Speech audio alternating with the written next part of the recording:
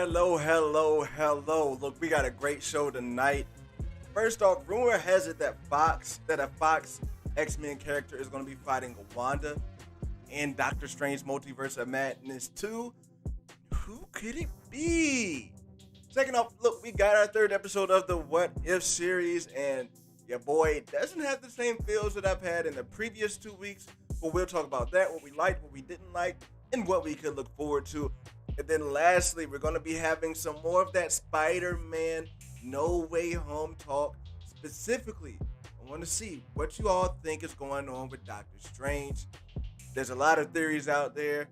I want to dig into it. Again, I am your Normie Sensei Master Conch here with Normies and Nerds. But we take Normies and whip them into shape into nerds. Make sure you drop a like and subscribe to the video. And if you are watching this on the replay, say hey in the comment section so I know that you are here. So, look, before we go any further, let me go in here and say what's up to my good and lovely folks who are in the live chat right now. To my good and nerdy folks who are in here, we got Felicity, Ashton, Trinity, Lord Vito, Mr. Ratcatcher 2. How are y'all doing in here today? How y'all doing? Like I said, we got a great show tonight. First off, apologies about last night. For some reason, Streamlabs would not let me go on. Your boy was up. I took my nap. I got up, came down here, tried to set things up. And Streamlabs just wouldn't let me go. I actually had to reinstall Streamlabs today to make it work tonight. So I apologize about last night. And I probably could have reinstalled it last night because I had to do that before. But when it's 1 o'clock in the morning and you're trying to deal with that stuff, it's not really the best time to have the right attitude to come on the stream after things are pissing you off and failing. So, like I said, I apologize for that. But all in all, we are here tonight. We are here tonight. Star Wars MCU OG. How's it going? We are here tonight. So look, let's not waste any time. I want to fit in B. Grissom. How's it going? I want to fit in 3 topics tonight. So I don't want to waste any time here. All right.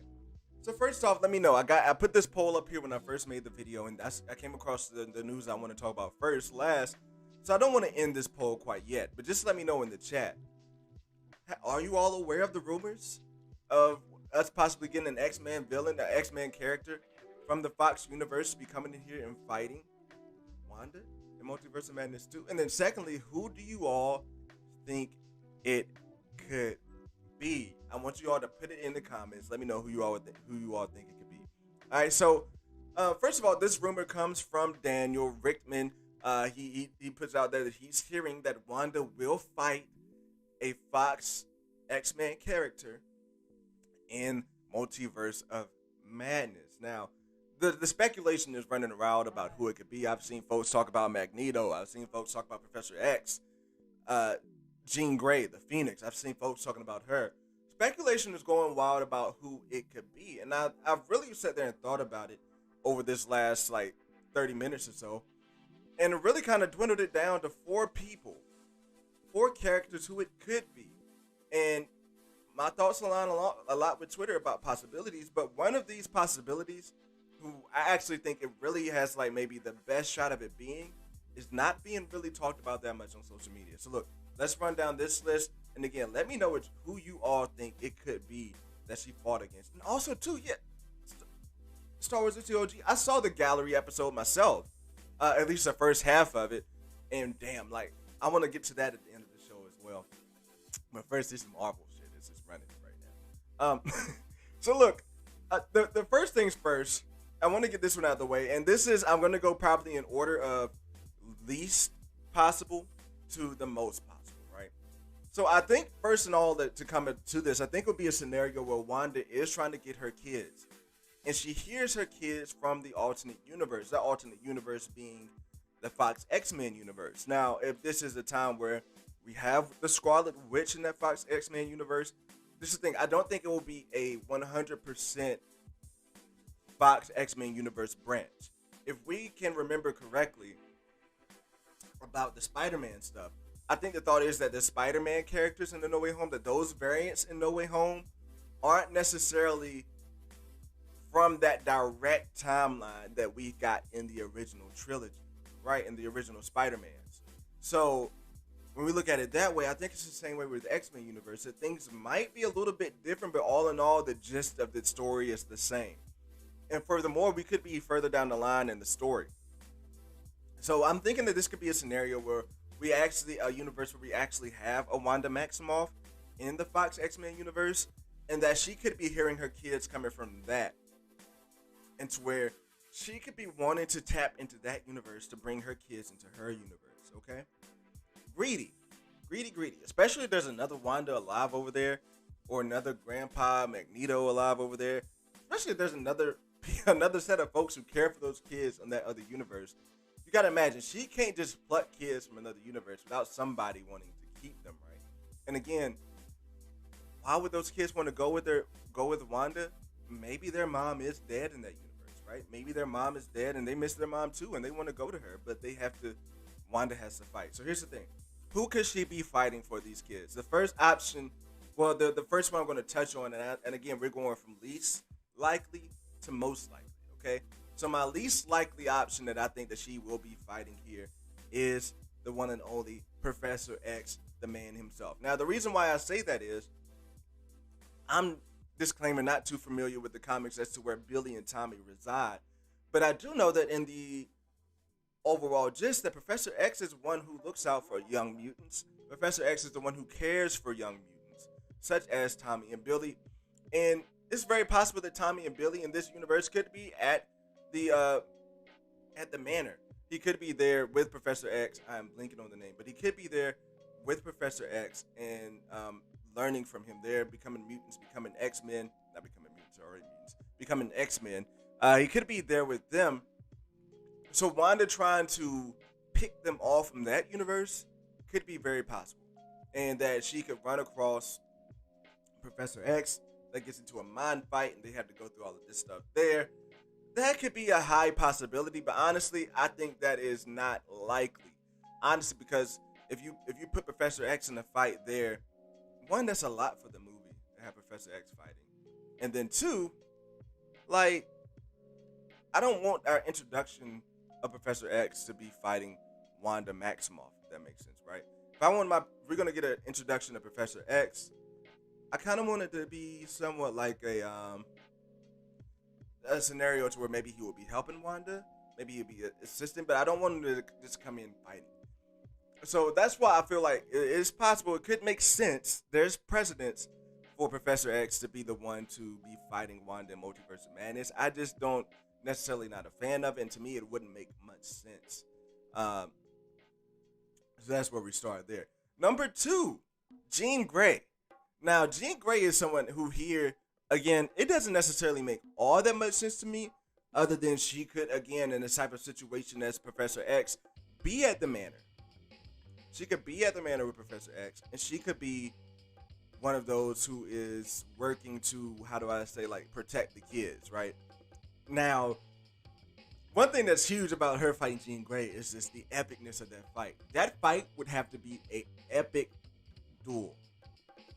Epic. Like, it would have to be something to where, like, she has to struggle, because we can't downplay, if it were to be Jean Grey, we shouldn't downplay Jean Grey just because Wanda is fighting for her kids and that I think she'll get them, right? We can't downplay that whole scenario.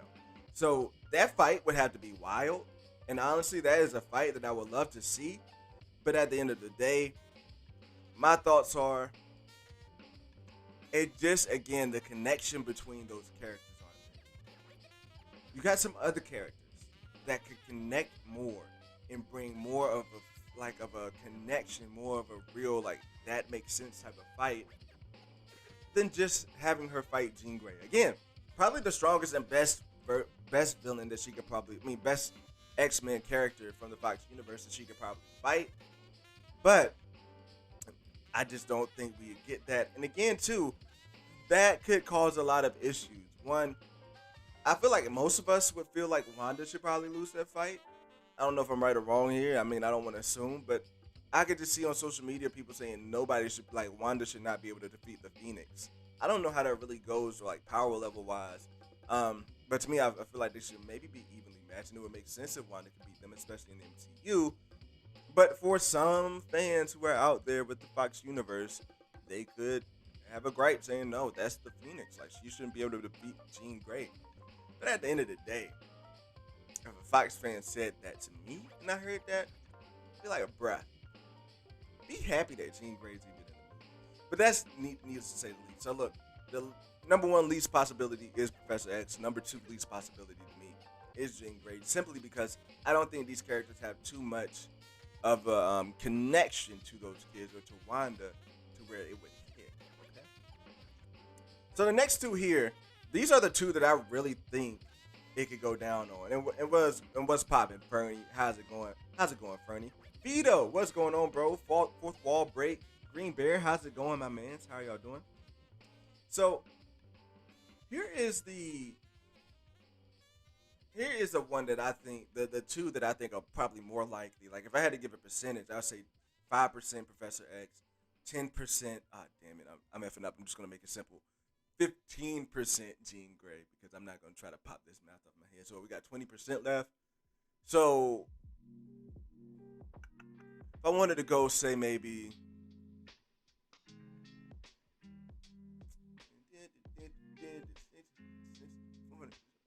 35 to 35. We got like what? We got 80 left. So damn it, this American education here, right?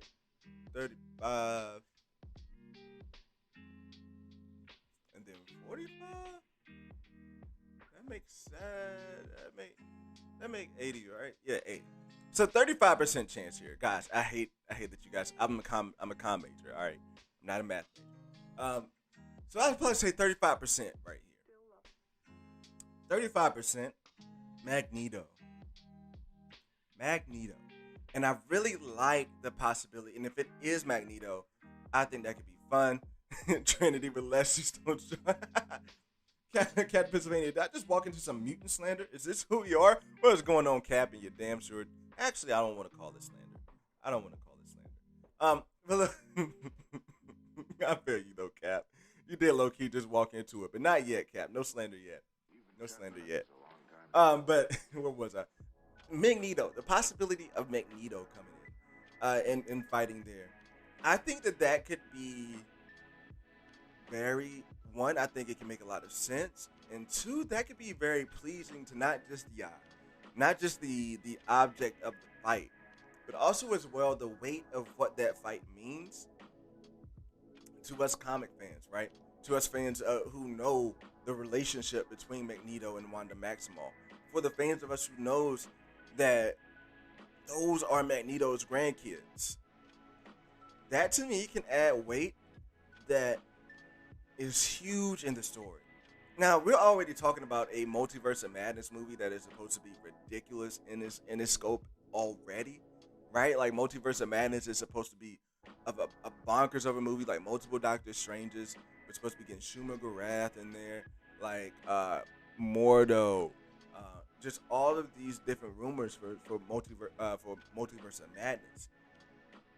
So for Wanda to be fighting Magneto, that is just another lid that would blow the ceiling out of the roof. Like that would blow that entire movie up. And the thing is, I think if Wanda fought Magneto, just on a fan level, that would be the topic of conversation coming out of the movie. That would be what fans walk out of the movie talking about, is how Magneto came in. And I think how Wanda ultimately won, because I think she's going to get her kids. There's no doubt in my mind that these kids are going to be coming into the MCU and becoming young Avengers. But I think that's like a wild scenario, bro. Like I think that is absolutely bonkers. But to me, I would like it as well, because again, we have this scenario. Just walk with me through this. As I mentioned earlier, Tommy and Billy, their mom has to be gone in this situation, right? Unless Wanda is going to walk in and fight another Wanda, they may be grieving the loss of their own mother at the same time. Okay? Let's keep that in perspective. That these kids here very well should be orphans too. Like, imagine these kids calling out for mom, help, and they're not calling out to Wanda from our universe. They're calling out to their mom that is dead in their universe. So those kids are grieving and miss their mom. And to me, that might be how that has to happen, because they would have to want to willingly leave everything behind in that universe to want to come to see Wanda, want to come live with Wanda, right? They would have to want to leave that life behind to come and want to live with Wanda. So Magneto is not her father. Am I lost? I thought Magneto was her effing father. Am I lost? Yo, somebody please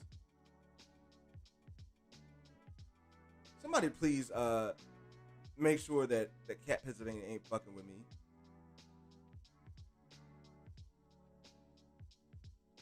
I'm pretty sure I thought that she was the daughter of Magneto. Maybe I'm tripping.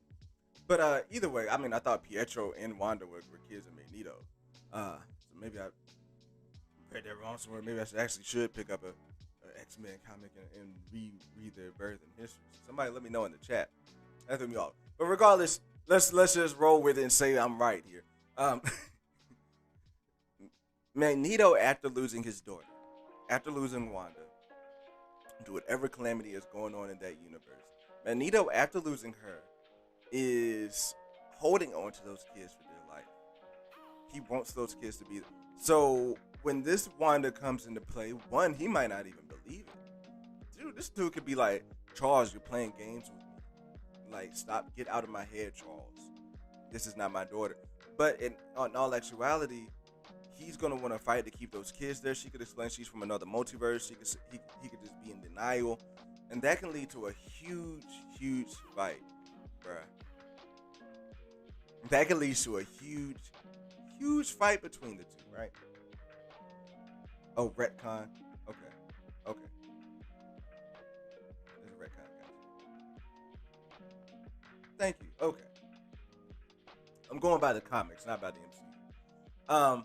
So yeah, that could be a huge like reason for Magneto to want to hold on to his grandkids because he's lost his daughter. But at the same time, his grandkids could be torn because while they have this world that they love and know, they could want to go be with their mother, right? Look, there's like this little like spider. I got Spider-Man in the building, in my basement. I was trying to get him with this paper so I could just kill him. But he's gone. Sorry for the distraction. But yeah, they're get to it, Ken. Get to it. Basically, Magneto and Wanda duke it out for the kids. And I think Wanda has, again, whatever situation this is, Wanda has to win. And in another moment, I'm not a fan of Magneto getting defeated like that. Like, for real. I am not a huge fan of Magneto getting defeated unless he, like, surrenders or unless he's like, okay, like, I see your point, you win. So, that being said, there are possibilities of ways that can happen. But again, that would absolutely blow the roof off of the movie. And I think that would be something that takes the main focus of the movie and something that will take over that plot. So, I don't know. I just think it's a lot to have in that movie. I think it's a lot to have in there and a lot for it may be something that overshadows what could come out of there for Multiverse of Madness. So while it would be cool to see her fight Magneto, I just don't think it's something that they would necessarily do because again, that would overshadow anything else that happened in that movie. Anything else that happened in that movie. All right, so the last one, and I think this one is the more realistic suggestion. I think this is the one that we really are probably more than likely going to get. One that I've not seen on Twitter quite yet. On Nerd Twitter. I've not seen on Twitter quite yet. And that is just simply Quicksilver. Simply Quicksilver. Look, we've already gotten the reason why, and I think this is like my 65%. And Fox X-Men Quicksilver, not no Ralph Bohner, because we've already gotten Pietro Quicksilver, Ralph Bohner. We've already gotten him in our universe. He's already worked with Disney. That precedence has already been set. So I think that's something that is very likely and is very much possible to happen. On the other end, that could be a self-serving type of cameo deal because you are kind of helping out WandaVision there. You're kind of bringing things back around. you kind of bringing things back around and just making it like, yeah, that Rob Boner thing did happen, but this is what we're actually doing with it. So to me, and on the other hand, when it comes to the actual fight, I think this fight that Wanda goes through doesn't have to be a long and sensuous fight. Doesn't have to be a fight that she struggles through. We saw it in WandaVision. She can easily handle Pietro. Easily handle Pietro. So to me, that makes sense. And then obviously too, I don't think she will hold anything back if she went to a multiverse and saw Pietro, saw Ralph Boner with her kids, and that would just piss her off even more to just dismantle him and to be like, look, I'm your mama. That guy's bullshit.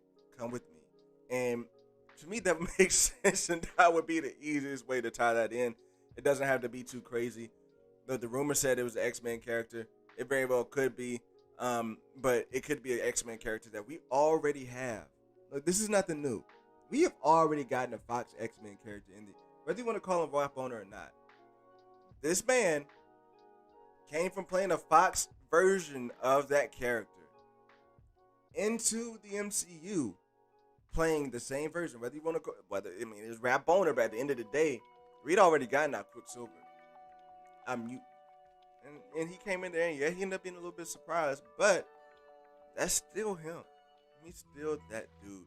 So to me, it really wouldn't be that much of a shock. Yeah, Daniel Rickman would still be right, but I don't think it necessarily has to introduce a new mutant. I don't think it has to introduce a mutant that we haven't seen in the MCU yet. That's why I'm going with this more than likely being Quicksilver, more than anybody else in here. All right, more than anybody else in here. So let me see what you guys were saying in the comments about this here.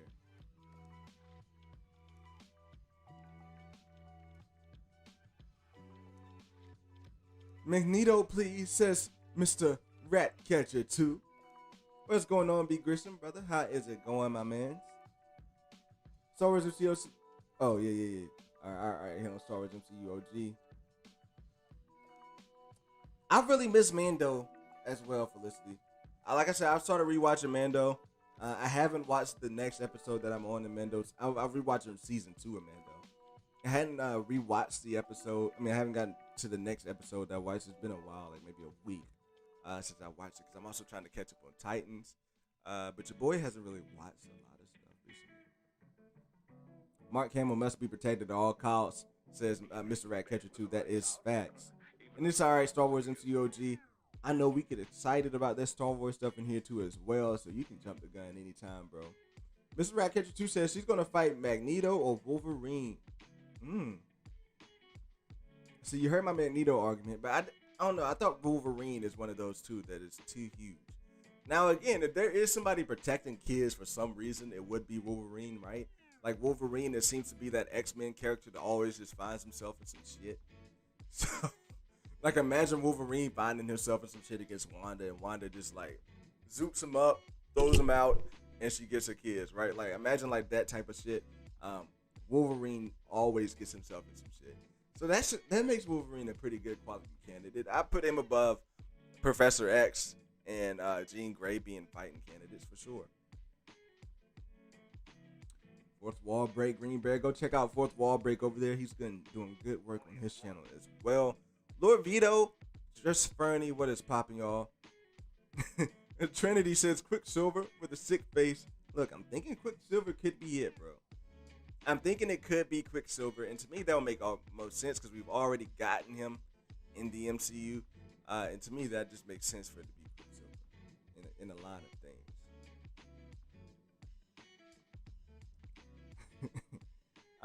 Trinity comes back and says Leslie Jones Storm. Obviously, yo, you obviously want your troll self really wants Leslie Jones in the MCU. I can't necessarily disapprove of that. You know, Mike Plocloon Porter, what is poppin', bro? Look, somebody done let Mike figure out how to change his name without changing his emails, and it has taken the YouTube community by storm. My man changed his name more than I changed my clothes. Look, Mike, I see you, bro. Mike Plocloon Porter, better yet known as Mike Mother effing Porter. in this bitch. Fourth Wall Break says, I think I saw hashtag show report is not a mutant. Also, too, Grace Randolph came out and said that all she's heard is that Wanda is a villain and that she is like blah blah blah, the big bad of the show, like whatever, the movie. So there are some people who are out there kind of disputing that Wanda is the villain, but I mean, are they disputing that it's going to be a mutant? But I'm of the mindset that it is a mutant in there, and to me, it would make sense if she's going to be pulling these kids from another universe.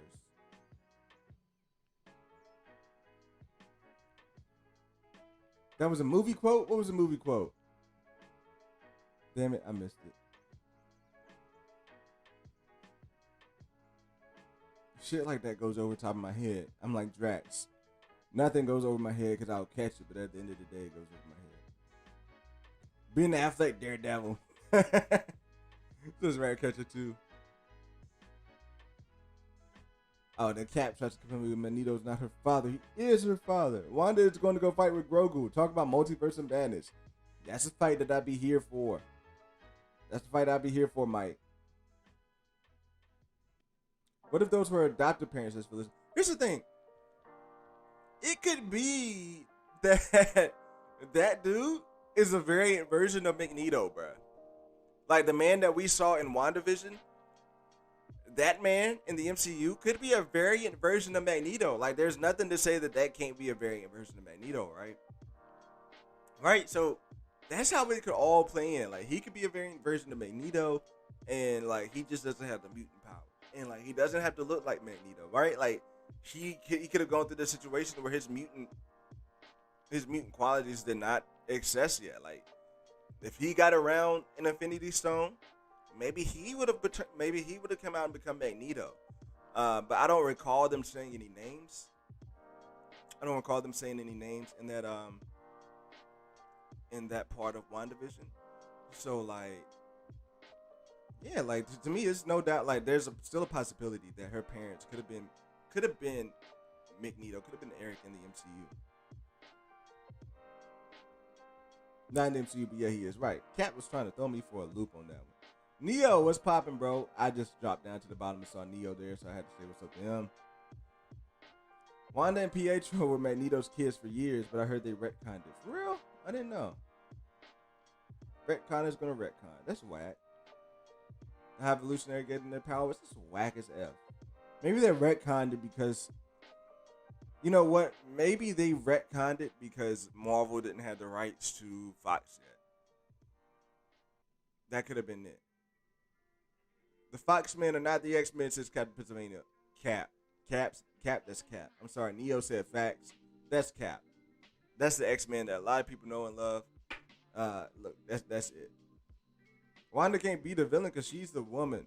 If she's a villain in the MCU, the MCU will find a way to screw it up. I pray to God not.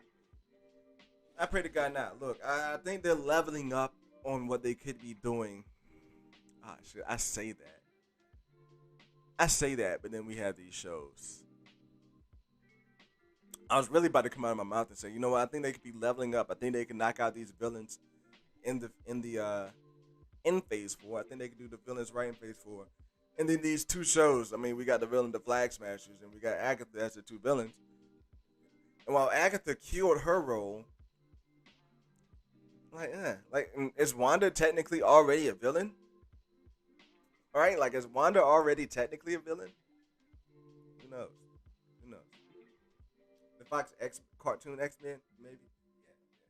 So look, let's get that out of the way. Before we hop into our breakdown, that's the exact reason for the retcon. Yeah, I believe, yeah, I can see that. And I wasn't aware of the retcon, but that makes sense, man.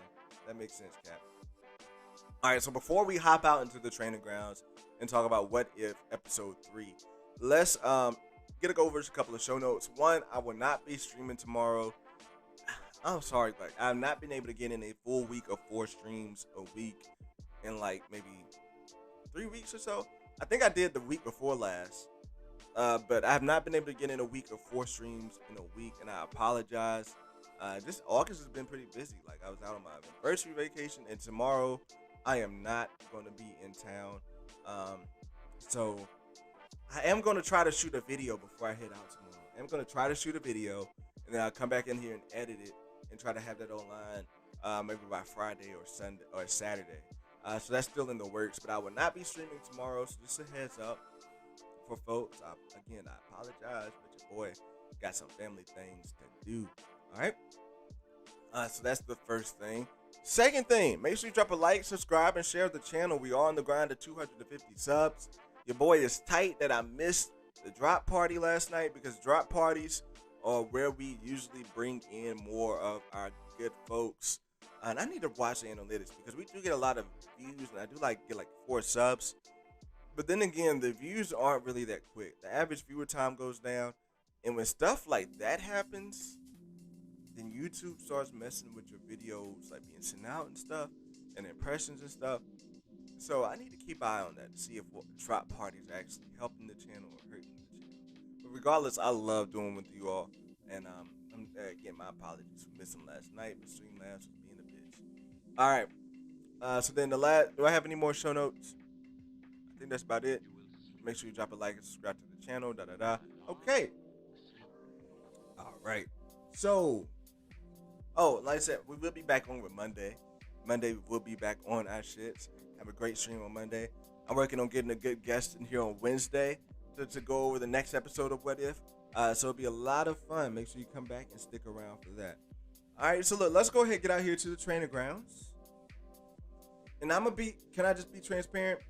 Another part with keeping the wife happy is so I was getting my stuff ready, and my wife was already sacrificing a lot let me come in and stream. So she had some stuff she had to talk about. So I had to, sit there, listen, stop what I was doing, listen to her. And I wasn't able to get my pictures ready. I was thinking about being a little late with my pictures, and being a little late with the stream, just so I can get my pictures ready and everything. But I said, you know what, screw it. We're just gonna go and screenshot. We're just gonna go and stop and go through each one of them. So that's what we're doing here. So let's go ahead and get into the nitty gritty of it. All right. So let me look at the poll. I put the poll up because honestly, I'll let you guys know where I'm at in a second. All right, but 72% said they were yay on the episode, thumbs up. Was 17%. Meh was 11%. All right, here's the thing. For me with this episode, I am leaning more so. The first watch, I was definitely On the second watch, I'm a little more leaning to meh, but I'm still on if that makes sense. That makes sense, right? Because here's the thing. I've seen that a lot of people like this episode. Now, let me get to maybe a good screen here. I've seen a lot of people really like this episode. But for me, it just wasn't there for me. I give this episode a 7. And the only reason I don't go any lower than a 7, because in my mind, a 7 out of 10, but lower than that is a 65, and in school, that's an F. And I don't think this episode necessarily deserves an F, but I will give it a D, so that's why I'm giving it a 7, because it's it left a lot on the table for me. So before we get into that, I will talk about some things that I did like about the episode. And one thing that I really did like about the episode is what they did with taking us back with the Hulk. Damn it, that's not the Hulk. Taking us back with the Hulk in that scene there, because that was really nostalgic. Look at that Black Widow pose. God damn you, Disney Plus. See, next time I'm making sure I get my pictures in. So taking us back to the scene. Screw you, Disney Plus. How many times? Thank you. Okay. So taking us back to the Hulk and taking us to where it all started with the Hulk and Hulk 1 at that university. I'm forgetting the name of the university or where they were at, but the interaction with Natasha going back there, I kind of got funny feelings because you got Ross right there, who is Hulk's kind of love interest, and Bruce Banner's love interest. And it's funny because little does Bruce know He got two of his women in the same room. But nah, that was one thing I did not expect. I was not expecting to go back there for this episode, and I thought it was cool to go back and see that. I thought it was cool to go back and see that kind of nostalgic thing for this part of the episode, seeing the Incredible Hulk there. Another part of what I liked, what I really, really liked, and probably my favorite part of this episode, is when Nick Fury and Loki are working together to fool Yellow Jacket, the full Hank Pym. Like, to me, that was like the best part of it.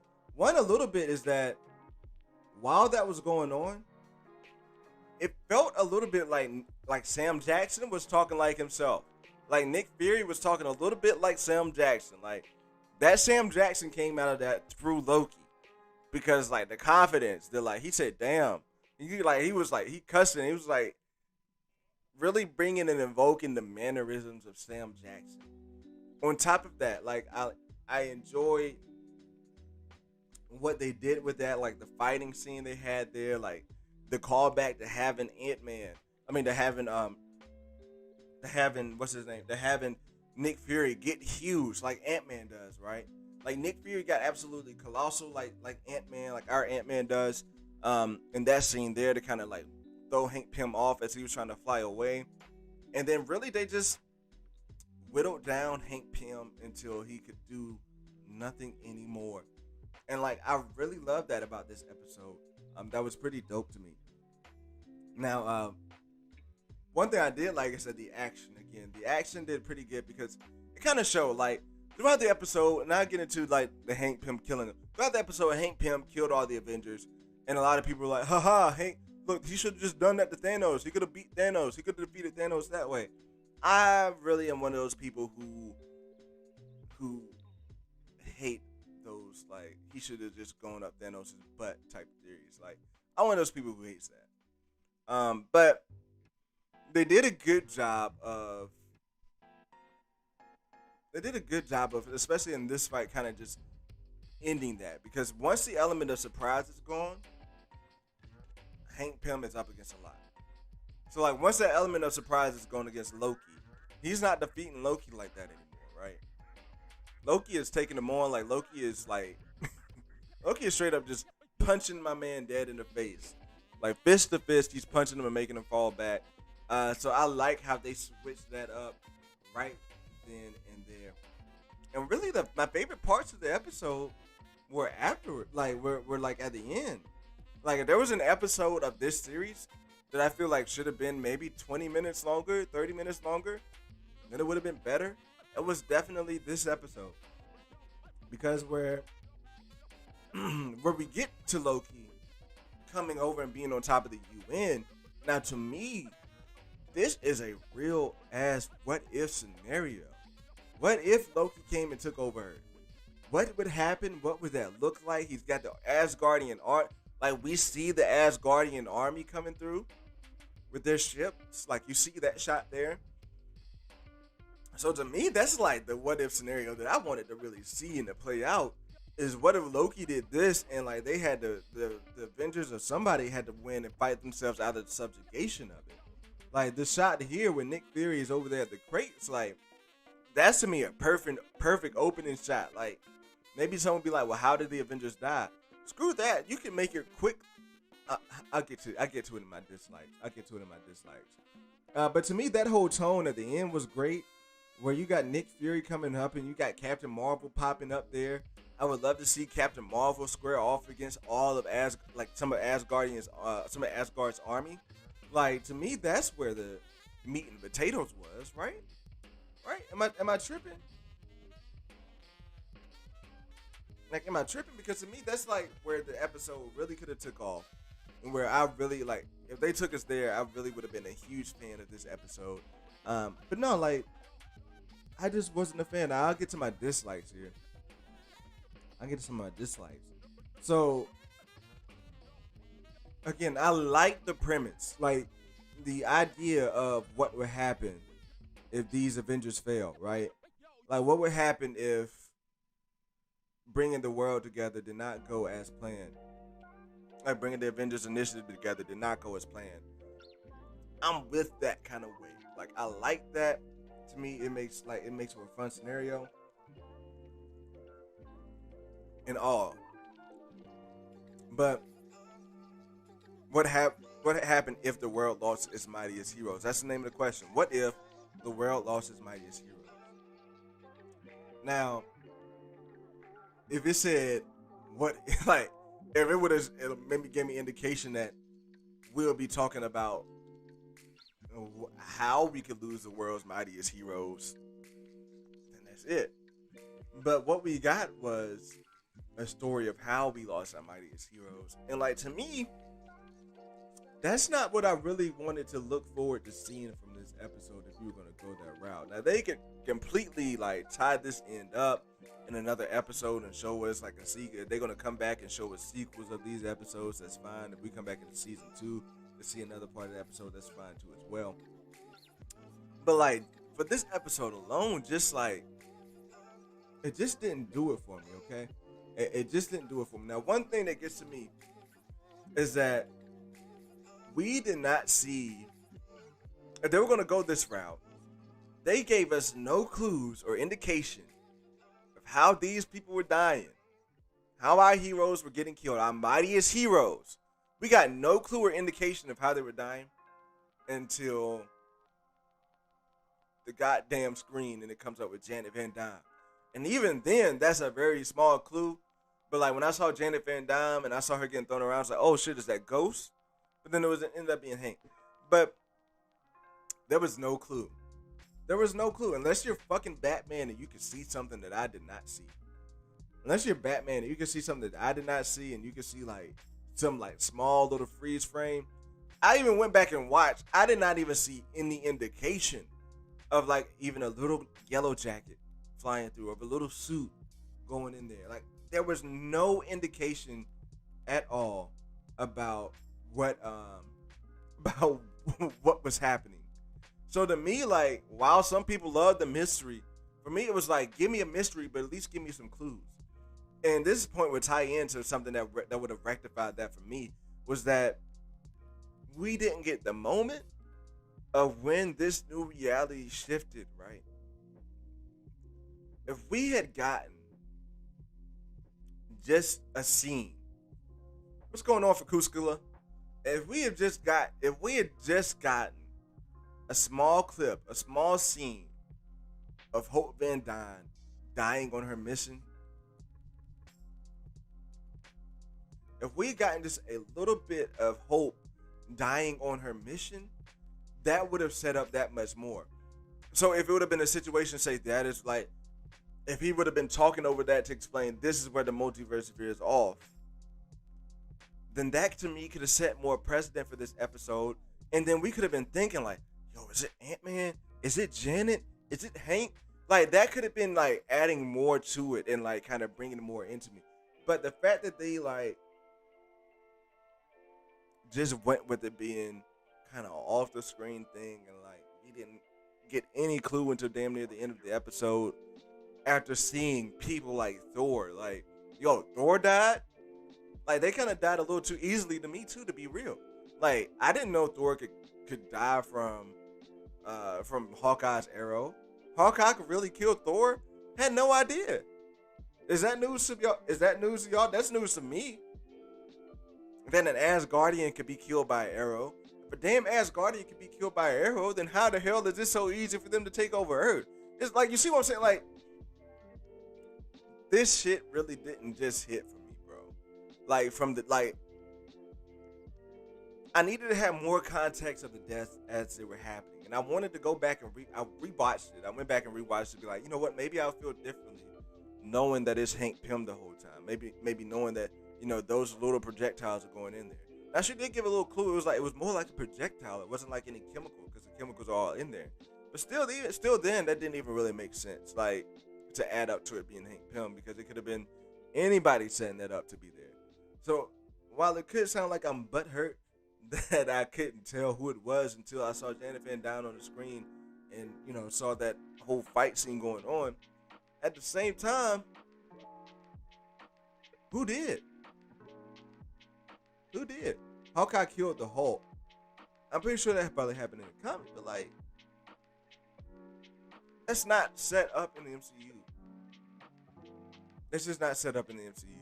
Like the way the MCU is set up and the way the MCU goes, it's like I'm pretty sure don't bullets pop off the door? Or am I tripping? Like don't bullets just not impact those characters? I could be tripping. Maybe I missed something. Maybe they do impact them. But to me, it was just like that didn't make sense. I'm not really griping about that part because that goes in the story.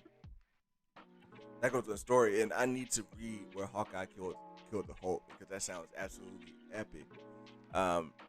Your comics look like I said. I ain't gonna front. I am a comic book normie. I've read this much of the entirety of comics. So it's probably more like this of the entirety of comics. So like, yo, that'd be a completely different. That'd be completely dope. Rakuskula says, I enjoyed the episode. I definitely don't like the animation style though. Faces are all the same, even when they're different. That's a valid point. That's a valid point. Green Bear says, you're forgetting Thor was mortal at that point. But he's still Asgardian though, right? Like he's the powers of Thor were stripped away.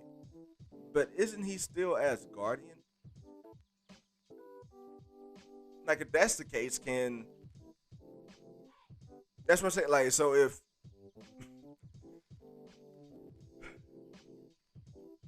I know Thor cannot lift the hammer. I know he doesn't have the powers of Odin at the same time. But he's still Asgardian. I don't know. I just feel like the MCU, maybe I'm just writing in holes, but it felt like in the MCU, Asgardians could handle anything Earth would have to throw at them. So that's just where my head is at on that. And I'm not gonna spend too much time on that because, like I said, that Hawkeye killing Thor thing, it makes sense to me when I was watching it. Like it makes sense. Like if you want to make it be like, look, he had that shot on there. Asgardians can't die. I got you. Like to me, it just didn't make sense. Like looking at it, like damn, like Hawkeye really took out Thor. But then again, like I know they can die, Trinity. I know they can die. I know they can die. But I just didn't think that they could be killed like that from an Earth weapon. I know they can die. I just didn't think they could be necessarily straight up killed by an earthly weapon. So you're telling me that Thor taking one single arrow to the chest from Earth, no vibranium, like it's just a basic arrow. It was a basic arrow. You tell me Thor taking that arrow to the chest does more damage than Hulk smashing Loki like a ragdoll in Avengers 1 and Loki being able to just walk off. Like, you know what I'm saying? Like that to me is like, again, I don't want to harp on that. I'm getting baited into harping on it because that's not even a real gripe of that. Right, like that's not even. But that wasn't an Asgardian arrow. Trinity is triggering me. Trinity is triggering.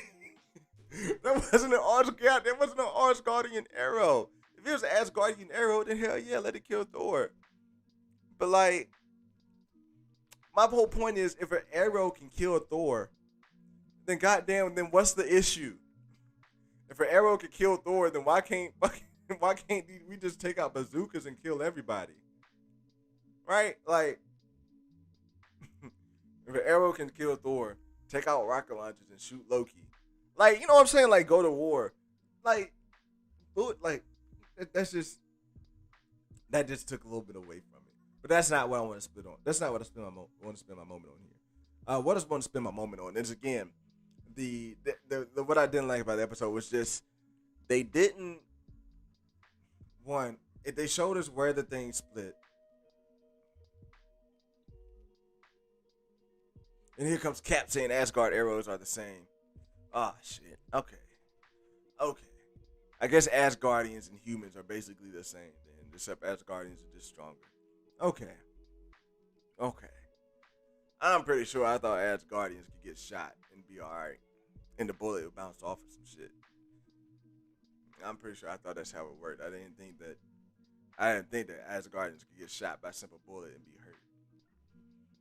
Like gets shot by an arrow, and still, I mean, not granted, I know arrows do fucking hella damage, but that's not what I'm trying to focus on here. What I'm focusing on is just again, they never showed that split of how this thing started, how this thing fell apart, and like to me, that took a lot away from it.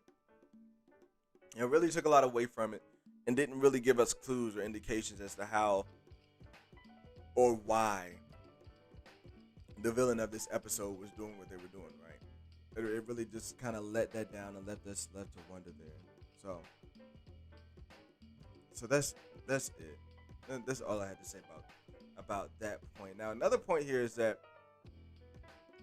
we going into Fury's big week. That was a lot to fit in the episode. All right, we saw Fury's big week over four different movies. We saw Fury's big week over 4 to 5 different movies. Actually, 5 different movies, right? They squeezed that into a whole what if episode with twist. So, for me, this episode was jumping around a lot, bro. Like, that was my first take on the episode. Was like, yo, this is a lot. Like, this is a lot of jumping around. I know you're telling me it's Monday. I know you're telling me it's Tuesday. Like, I know the fucking days of the week. But you're jumping around a lot here, and I can't really grasp onto a scene. Like, it wasn't really a scene that I really, like, grasped onto or held onto until I got to Hulk, right? Until I got to the final fight scene with Loki and Loki being Fury and Hank Pym. I wasn't able to really grasp onto anything until we got to those scenes, and yeah, it just kind of felt weird. Like it just felt like it didn't really flow. And I've had this shot up here of Tony Stark the whole time. So let me change my shot here. Just going around the Fury's big week, like it just to me didn't really add it didn't really flow well. To me, it did, like this was the one episode where the flow of the episode really didn't go. It just didn't work for me. Just didn't work for me. And the second thing is, like I said, the Avengers' death. The Avengers' deaths just took way too long, bro. Like, I understand. I said this in Trinity stream earlier. You know, if you're in here and for some dumb reason you're not subscribed to Second Street Marvel, go over there and hang out with my man Trinity because he does dope shit over there. I'll be over there in his chat. My member over there. The Immortal Maniacs, you know. Immortal Maniacs. But like we never saw full repercussions of what happened from these people's deaths. Like, I felt like this is something that could have been done very easily. Can I keep it 100? Can I keep it 100? Can I keep it 100? This episode could have started right here at this casket scene. Like, the Watcher can explain. I'm going to try this off the top of my head. Let me know if this, put a fist in the chat if you're hanging with it. The Watcher could have started out the episode and said, Earth, 2009. Distraught over the death of his daughter, Hank Pym assassinates all prospects of the Avengers Initiative, but is thwarted by Loki. Loki decides to take over the world, and that is where we introduce our what-if situation. Did I not just explain the whole episode? Come on, I'll give the chat some time to catch up. That shit was off the top of my head. Like damn. Hi Jackson Text Vendor, what's going on? Now that part, Coulson was a bright part of the episode. But no, could that just not have been a fucking perfect intro like they have been doing this whole time to this episode? To where we could go forward. We can move forward beyond that and get a bomb-ass episode of Loki ruling Earth. That's what happens when you lose over Earth's mightiest heroes. The question of the episode is, what if Earth loses its mightiest heroes? Instead of getting the scenario of Earth losing its mightiest heroes and what happens, we saw them lose their mightiest heroes in ways that to me it was just like, cool. You can find a way to kill these people inconspicuously. But what happens after that? That's where I'm left off with it.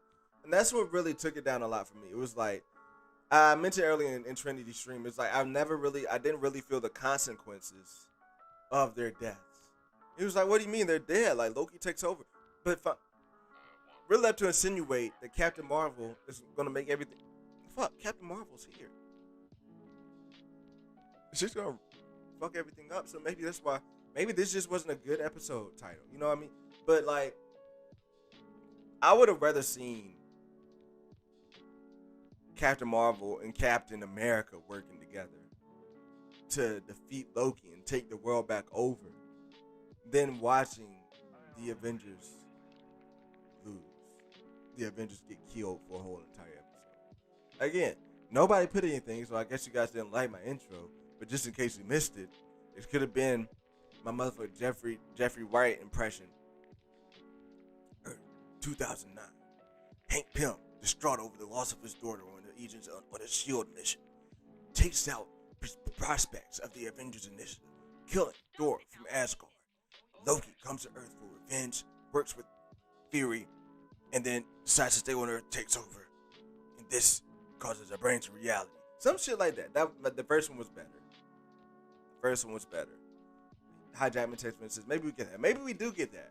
But it still doesn't take away from that fact that I just like, this episode just didn't do it for me, bro. Like that just took a lot from this episode. The fact that we didn't get that, and like that gets me there. Captain America in that universe only works with me, bro. Hey, nah, bro, that's a different universe. In this universe, he'll work with Captain America. Then with Captain Marvel. Yeah, that's just like that's my gripe, and like I don't mean to be too harsh on the episode because it's just one, but honestly, it's my least favorite episode, and it'll probably be my least favorite episode of the whole entire series. I told my wife, don't even watch it. Don't even waste your time trying to watch this episode. Is the second season on the table? It is. Now, they could come back and follow this up on the second season. Because they're leaving threads. They're leaving threads because they left a thread in the last episode when it came to Ego and Ego meeting Peter. So they're leaving threads to come back to. Now that could be come back to in this season or next season. I don't know when these threads are being brought back, but they are leaving threads for these things to come into play. Neo says, that's what I enjoyed about the episode. The fact that I was in the dark about who the hell it could have been. Neo, are you behind?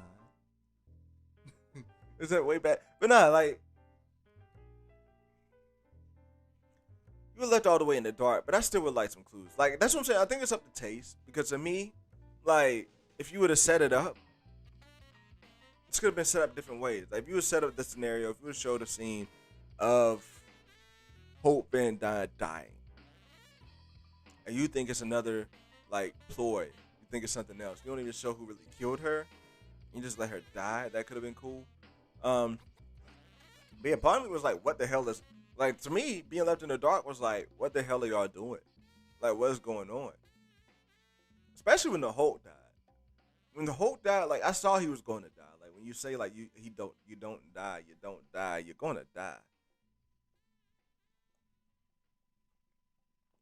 Like, we did not need to be reminded that the Hulk can't die. But they did it, so that made it obvious that the Hulk was going to die. So, like, yeah, being left in the dark can work for some people, but for me, I would have liked being left in the dark, but just have a little nightlight. You know what I mean? Like, just give me some clues. That's the thing. I would have liked some clues, but we didn't get any clues. You would have known off the bat it was Hank, but it could have been It could have been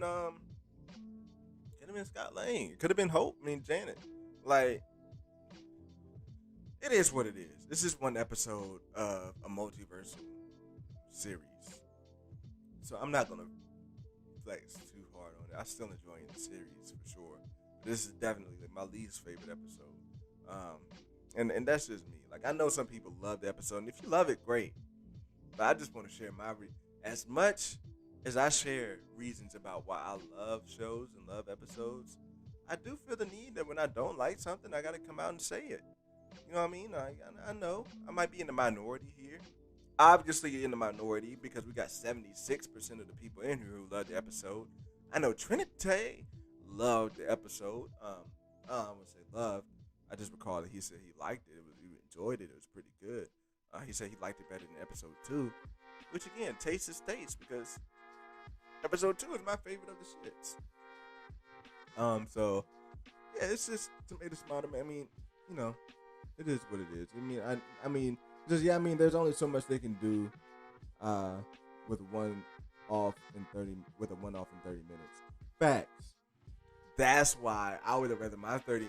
Dude, I would have rather my 30 minutes been in the episode in a world where Loki won, and Loki still didn't win. But I would have loved it to been in I would have loved for it to been in the episode to where Loki and no, like I'm not taking shots. Of course I'm gonna speak my mind, but you know that. But not like yeah, I know it's all love. I know it's all love. Like, like no sweats at all. No sweats at all. But yeah, I just would have much rather spent my time in a world where Loki was in charge of the world as a result of the Avengers dying. The question, like I said, what they proposed, the question of the episode was golden. The question of the episode was golden. It was, what if the world lost its mightiest heroes? But instead, we got a story about how the world lost its mightiest heroes. Like, living in this gloomy world right here, I would have loved to have seen this. Loki said he took over the world in 24 hours. I would love to see what Loki's world would have looked like. I would have loved to have seen Cap and Captain Marvel fight against the Asgardian army. Like, I would love to see that. He's got the crypt of the casket of 1,000 winners. I would love to see that come into play. Like, there's a lot of things they could have done with that more.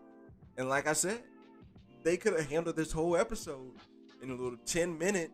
I mean, in like a little 30-second, like, I was about to say 10-second, not 10 minutes. Like a little 30-second, 1 minute, little like Earth 2009, like that type of shit.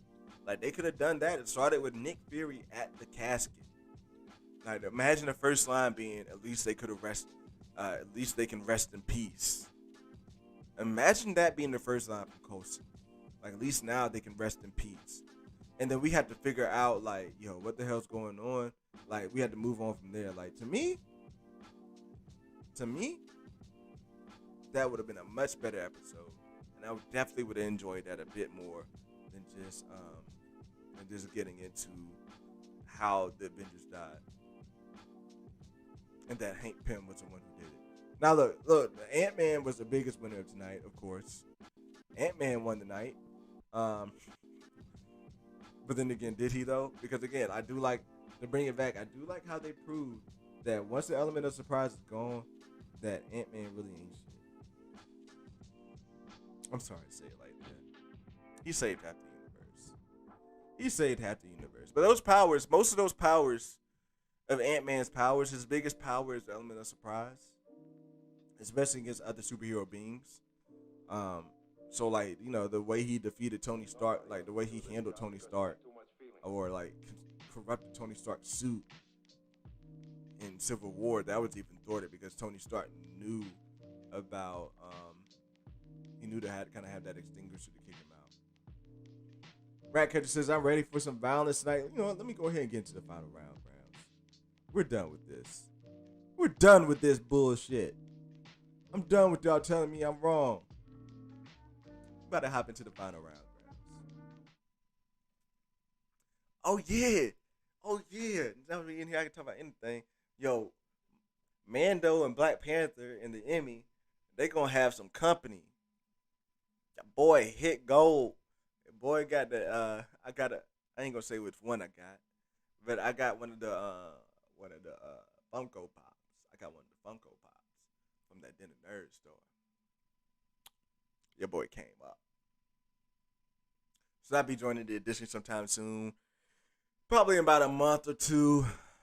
Whenever Josh gets around to wanting to send this stuff out. That'll probably be when I get it. And I'm gonna try to, you know, last time, even though he said, email me if you want it signed. And I didn't email him. And he signed it anyway.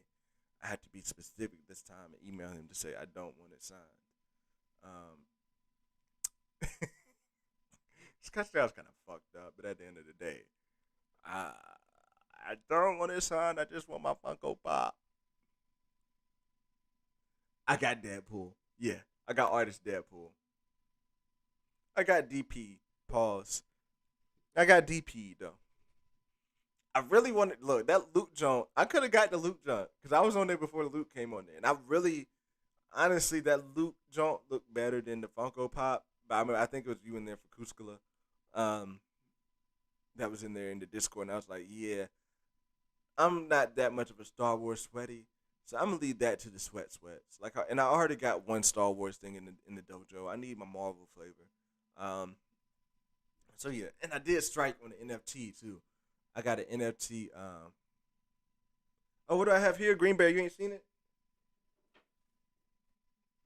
You ever seen a Green Bear? I got a Mandalorian on the Banta with baby Yoda, little Grogu on the side there, with a proud signature from Josh.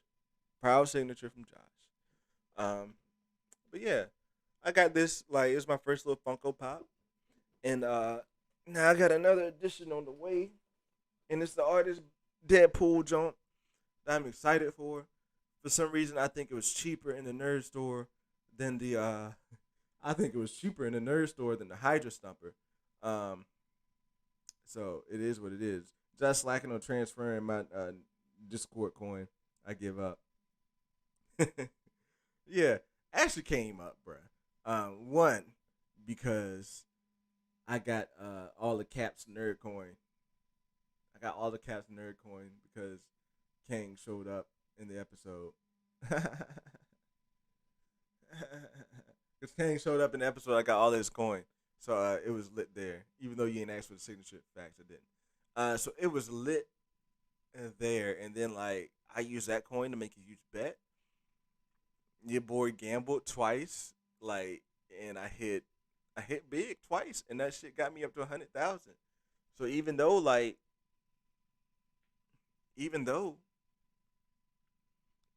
just bought this drink, I still got 77,000 left. So the next jump about to get hit. I was about to buy the Hydra Stomper jump, but I was like, nah, that's gonna really take me out at the next drop. And if something comes on the next drop that I really, really want, then I really be hurt. But no, I got an NFT today too. I got an NFT of I got an NFT of the first issue of the House of X, and I'm probably not gonna. I should probably read it, but if I read it, it'll probably be on Marvel Comics. But I just wanted to get into the NFT game, and also too, like I'm seeing it's crazy how much this shit is being resold for. It is absolutely crazy how much that shit is being resold for just moments after it dropped. Like it's not like you gotta wait for years for these things to pop. Like this shit's being resold for like crazy stuff. So um I can't wait to hop on another drop. I think another comic's supposed to drop tomorrow, but I'm not gonna go for it. I think it's like a New Mutants. Let me see real quick. Let me see real quick.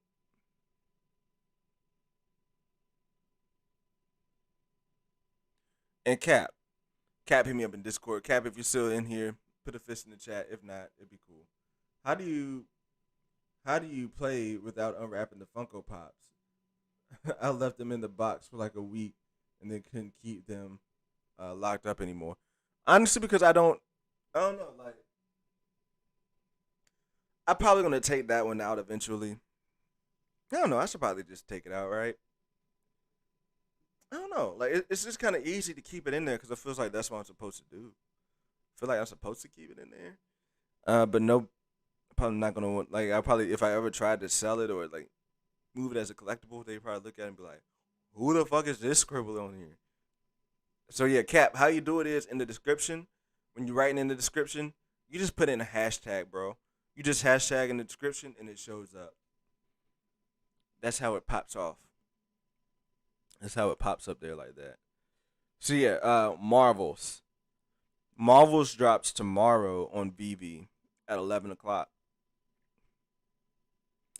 And VV is a pretty cool app. Like I got this joint no issues. I did have to get on there right at 11 o'clock. But I tell you what, it's better than trying to get some fucking sneakers off the sneaker app.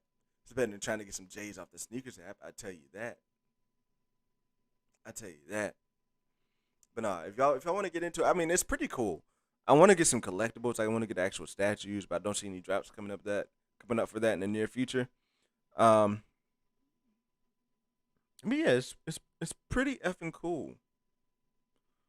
It's pretty effing cool. Oh, so they do have an Ultraman series coming up. I'm not hip to Ultraman like that though. They do have an Ultraman series coming up. All right, but yeah.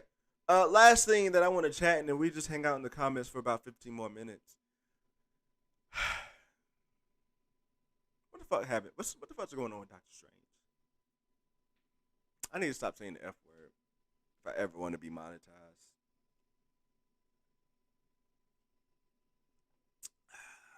Mm.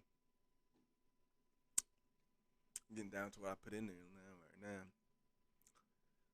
I done lost the chase. I'm getting down to the actual jump. But now, what is going on with Doctor Strange? All right, because in the trailer,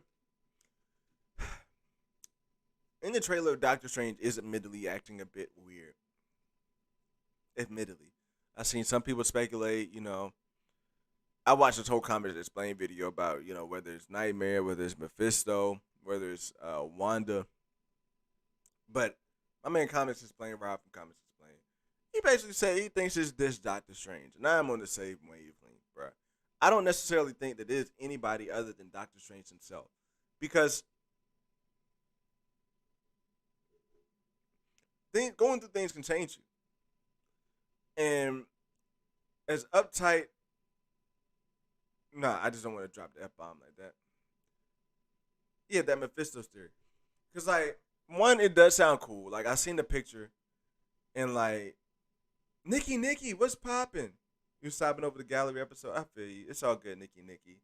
What's popping though, homegirl? How you doing today, Nikki? You ain't coming here. Ashton was in here earlier. You better go check on it because I don't know where he had to go. But how you can hang out with it? You can hang out with the sensei. But what we was talking about, Nikki is what the fuck is going on with Doctor Strange? And like I like the little comparison that they've had with I like the comparison that they had with the Mephisto comic, with Mephisto standing beside the fireplace, and then you got Doctor Strange standing beside the fireplace. You get Doctor Strange giving a little wink, like I'm gonna do the spell anyway. But honestly, in my mind, I think that this is Doctor Strange just being a bit too confident. I think I'm never the type to say like screw all these theories, but to me, these theories are reaching just a bit.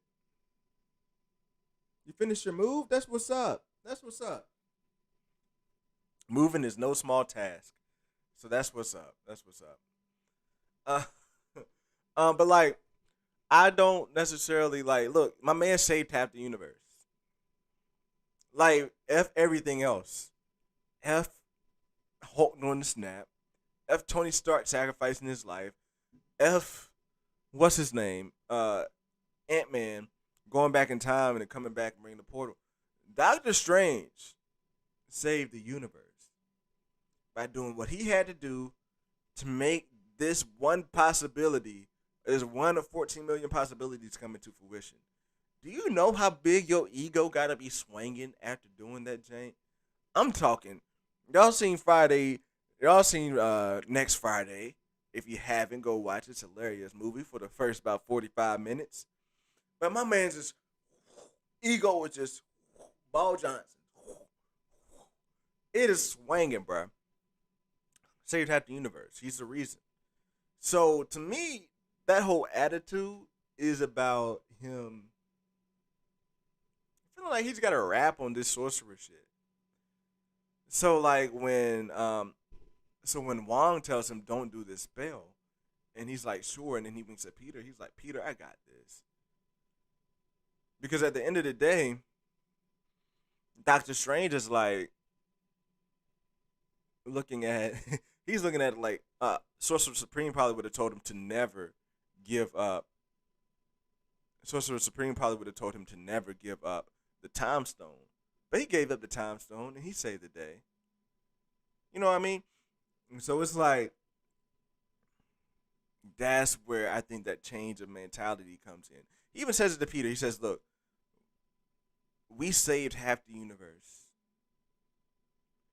I think we're past the point of you calling me sir." You know what I mean? Facts. He's getting cocky like he was when he was a doctor. Right. That's that cockiness. That's that part that's always in him, right? Like he might have gone out of there, but that's the part that always had him in there. Um, so I think that's where he is going, and I think he's going to get humbled again. I think this whole situation is going to humble him again because after that, every moment from there on out, like after the spell that we see him in the trailer, he is straight. He is straight on Doctor Strange. After that moment from what we see him in the trailer, he is straight on Doctor Strange. He's like about his business, the Doctor Strange that we come to know. He is about it. But I think he in the I see that Green Bay says this is weird because it's art that same dude calling Tony Stark a douchebag in Infinity War. Well, again, that was before he saved half the universe, and like he might feel like he has a rap on this whole Sorcerer Supreme shit.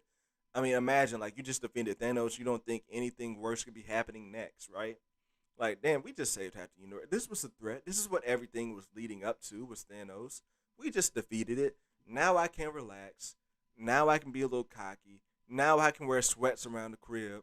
Now I can walk around the crib with this snowy because there's um no real shit there. So to me, it's like cool. I said it was him being cocky and over it too. But every time I watch him, like what the hell? He's the source of supreme. Stop the tomfoolery. Yeah, Nikki, I think that's valid. But at the same time, like he is the source of supreme. So to me, it would be foolery for him to be controlled by Mephisto. To me, it would be tomfoolery for him to be controlled by Wanda. Even though, like, because I mean, I loved Rob's video that he did, and like, while Wanda I think has the power to do that, I don't think that would really make sense either yet. So yeah, I think he's just cocky. I think he's just cocky, and I think it's a little misleading, something to get the theory train going.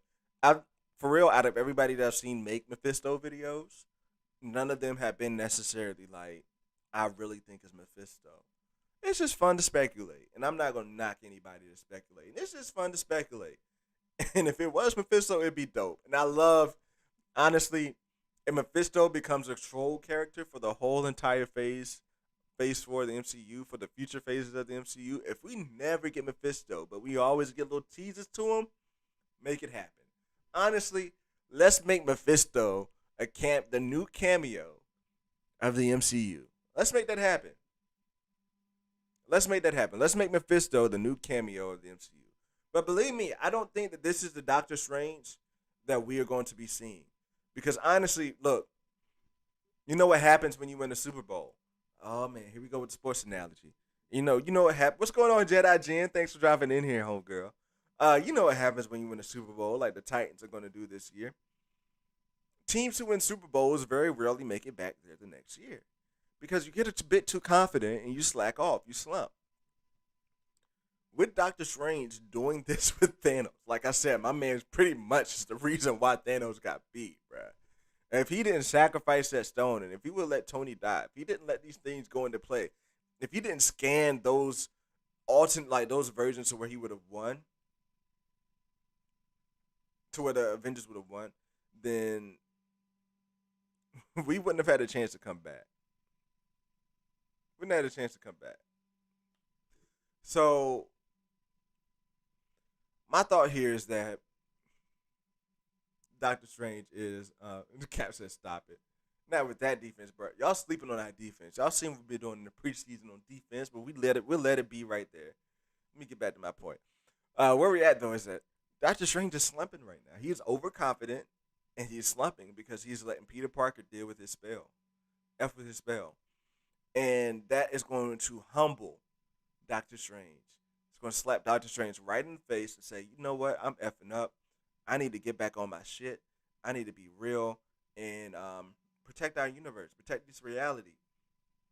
because he slipped and let this thing f up. So that's what I'm thinking. I'm thinking it's going to be a little bit of an arc for Doctor Strange as well, to go from being chill, nonchalant. Maybe after this, he cleans up the sanctum.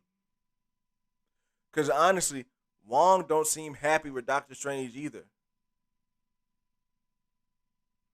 Wong don't seem that happy with Doctor Strange either from the rip. So maybe something's going on. So I think he's just more so cocky. I think he's just more so cocky. And then lastly, and then I'll get to the comments hang out. I did see half of the gallery. I know people are gushing to talk about it. I need to go through. I need to go through and finish that joint tonight. Cause I watched it and I was honestly watching it while I was driving. Cause I was like, I can't wait to watch it. And honestly, like the first half that I watched, oh man, like I saw the part where they was talking about him being Plo Koon. I'm trying to figure out where I cut it off at. Honestly, I can pull it up on my phone right now to see where I cut it off at. But yeah, that was just dope. I think the part the last part I remember seeing was them talking about how the actor looked so much like Luke kinda, and he was kind of teaching him how to be Luke.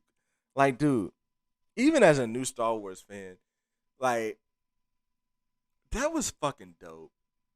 That was honestly dope as hell, and like seeing that come together, it was really cool, and I enjoyed watching that more. That first half, or the first bit of the gallery that I watched, I enjoyed watching that more than I enjoyed watching the What If episode. Um, and that's keeping it 100. So it was, man, it's pretty cool. It makes me pretty effing jealous. Like I said before in the stream with Star Wars Santa, I believe, Star Wars right now are at a point, especially with what Mandalorian did. Okay, this probably doesn't hold as much weight after what we got with um, the Bad Batch. But Star Wars right now is at a point where you guys are getting whatever you want with the Mandalorian. You guys are getting whatever you want. The fact those words, like the first things that Favreau was saying, lets you know that Star Wars is in a very good spot. Like when he just basically lays out that he understands that they had to do these things with respect. They had to do these things. They were thinking about the fans when they decided to bring Luke in. All those words, every piece that he was saying, rest assured, it's like he was talking to the fans. It's like, you know what, they've been listening. Honestly, it doesn't even sound like they had to listen to fans. It sounded like they were a little bit pissed off about the sequels. Well, necessarily not about the sequels, but about what happened about what's happening with Luke. It sounded like they were a little bit pissed off. So I want to say like it was dope. It was dope, and I really enjoyed hearing them talk about that. Like that was one of my favorite parts, was him then talking about that and kind of how it kind of got me hyped for the future of Star Wars, because it feels like the fandom is going to be in a pretty good spot. I feel like if there's any doubters in the fandom, that they could go ahead and watch that. Show them the first 10 minutes of the gallery, and yeah, they'll shut them up. Because honestly, I mean, I come across a new channel, and there's like, I don't want to go too hard on it because they're cool dudes and everything. But there's one person that was like, Disney Star Wars, fuck it. Like I'm not watching Disney Star Wars. Anything they do in Disney Star Wars, dude, that's your loss, bro. Because Disney Star Wars, like, I think we could be getting into Star Wars that's like ridiculous. Like with the graphics that we have now, like with the way things can look. Say what you will about the sequel trilogy. That thing was beautiful, bro. That thing was absolutely stunning. Last Jedi, that fight that they had with Luke, the Force fight, I would say it over and over again to the day I died. That was the most beautiful thing I've ever seen on the screen before in my life. In my life, to this day. That was the most beautiful thing I ever seen. So, I just think it got me hyped to where we could be going with Star Wars, and it was just a beautiful gallery. I cannot wait to finish it. The parts where Mark Hamill, I saw somebody else saying protect Mark Hamill at all costs. For real, protect him at all costs, because going back, like when they're like, "Yo, we need you to come and take a look at the Mandalorian." They didn't just ask him to come back and be Luke. He came back and did cameos. Mark Hamill came back and did cameos before deciding to come back and work with this Luke shit on set. Like that just shows how great Mark is. No matter how much shit that he's gotten for Luke, this dude still for like Luke's portrayal in the sequel trilogy. This dude still loves. This dude still loves the MCU. I mean, this dude still loves Star Wars. I'm sorry, I read something wrong. I read something in the comments. I'm sorry. This dude still loves Star Wars so much that he decided to come back and even do cameo voices for Star Wars. So like, and I know that's not news, but just hearing them talk about it, and then hearing that work its way up to being a actual appearance on set and to be an appearance in Mandalorian, to me is just epic and dope. And like my passion, I just be real, my passion for Star Wars is growing. My passion for Star Wars is really growing. And I would not be surprised if in 5 to 6 years I am more big on Star Wars than Marvel. I'm not saying that it's gonna happen for sure, but I would not be surprised if in 5 to 6 years I'm more big on Star Wars than Marvel because they have a brilliant place. They're not like they can really come up with original stuff at this point. Like they can move on. Like what they've done with the Mandalorian shows that they can do brilliant shit with no inspiration. Like honestly, with like nothing to really pull from, right? Um, so I am just very much hyped about where we could go. And like I said, and that's the thing, Felicity says. She says the look of the film is the least concerning thing because it should look good. They never focus on the Star Wars story, and that was most important. And that is facts, Felicity. And that's where I'm saying that I think Star Wars can go to a higher height because you have people, from what they're saying in this, you have people who respect the story of Star Wars now, right? They basically came out and said it was like, we know that people have grown up with this, that people, like, we want to respect their stories, we want to respect how they feel with their characters. They came out and said that in the first 5 minutes. They said, if you don't watch anything else with this, we want you guys to hear this first 5 minutes. And I think that was a perfect way to start off the gallery. To start off with John Favreau. Because honestly, as cool as Filoni is, I think it's going to take a mind like Favreau to really tie all of this in together into to make it a pop culture phenomenon type thing again. So for them to start off that episode in that way, I think was perfect and brilliant because that's the piece I was missing.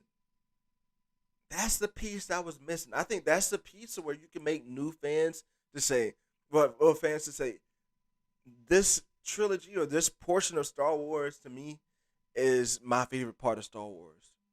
Like, I think there's a way, like, let's be real. If the story hit, if they nailed the story, if they nailed the story, you're not more into Star Wars because I know you're going, because I know you're going to Drax that comment. Yeah, I did Drax that comment. Um, I catch it though. What was I about to say? But if they nailed the story in the sequel trilogy, just imagine how well that trilogy would have gone over with Star Wars fans, right?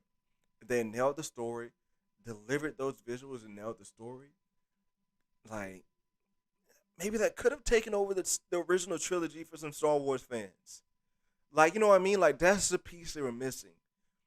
But also too, you can't take for granted the visuals aspect of it. So like I said, like with these at the helm, I could very well see myself. Fuck, the Mandalorian was my. I know the Mandalorian is the only thing like that's out right now like that. You did get me Green Bear. I know the Mandalorian is the only thing out like right now like that. But those 2 seasons of the Mandalorian were absolutely epic. And for me, outside of animated stuff, those 2 seasons of Mandalorian are my favorite pieces of Star Wars.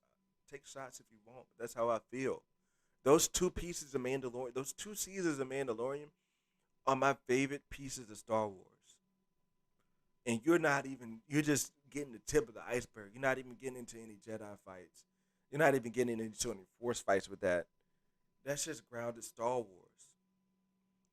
So it's like, if you combine that, it's crazy because people are still liking the OG trilogy better than the OG trilogy with graphics from 1970s and 80s better than a movie that came out in the 2010s with all these graphics and all that shit because of the story.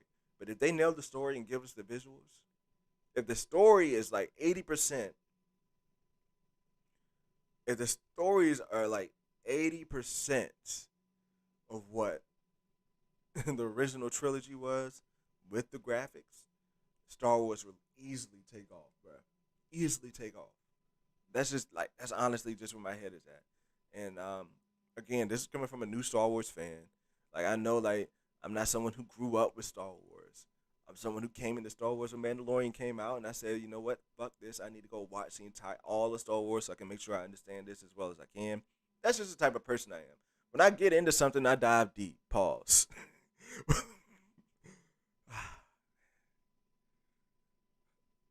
But it's true though. When I get into something, I dive deep, and I wanted to dive deep into Star Wars. I'm talking about deep into Star Wars. And that's what I said. They didn't have days. They didn't focus on how it fits with the overall arc. The prequels had some lame stuff, but it works in the end. It fits. Sequels, nah, it's the opposite. Yeah, like I said, if they had somebody like Dave, if they had somebody who cared about the story, it would have been well off. But all that to say, I can't wait to finish the gallery and go watch it there. I'm pretty hyped to go watch it. Pretty hyped. Damn, I spent a long time talking about that. Let me get through some of these. Let me get through some of these commentos, and then we'll hop out of here.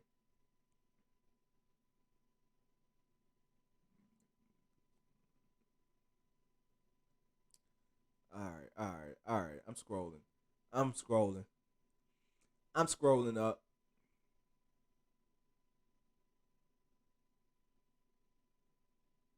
Where we at though? Where we at though? Where we at though? All right, I just got a Nikki's moving comments. Mr. Ratcatcher 2 says, I cannot believe Mephisto really made it back into our theories again. That's the thing, bro. I think I would love it if they put some Mephisto hints in every MCU film, bro. If they put some Mephisto hints in every MCU project, do it. Do it. Troll us. Make us theorize about Mephisto. Do it. Put Mephisto in every MCU content. Make him that cameo and make that joint pop off like that, and it would be lit. It'd be lit, bro. Like, I can't lie. It'd be fun. And then like people would get to the point to where it's like, we're never gonna get Mephisto. They're starting to discount any of the theories, and then shit, Mephisto actually pops up on some shit, and then they really throw everybody off the wall. We're getting multiple everybody in No Way Home. I don't know if we're getting multiple Doctor Strangers yet. I think that's gonna be saved for Multiverse of Madness. Hi Jackman. Damn, second time moving. Damn, Nikki. I hope this one is a charm, girl, because moving is some shit. Dang, she called you the energy song. My man's be aggressive you the energy song, bro. I need some of that energy over here, especially in the next 2 weeks. Um, look, also I don't know. I've been contemplating putting a link on here. We got the little uh the little sensei coming in here. My son coming in a little bit, and we got a diaper fund going. I don't know. Would you guys be interested? Let me know. I don't know. Would you guys be interested in throwing in a diaper fund um, for the little sensei? Let me know. Put it in the chat. Yes or no. If you guys be interested, like I'm not asking for much, like at all. Like $2-3. If you do, I'm not asking for you to. Like I'm just kind of putting the feel out there to see if you guys would be interested.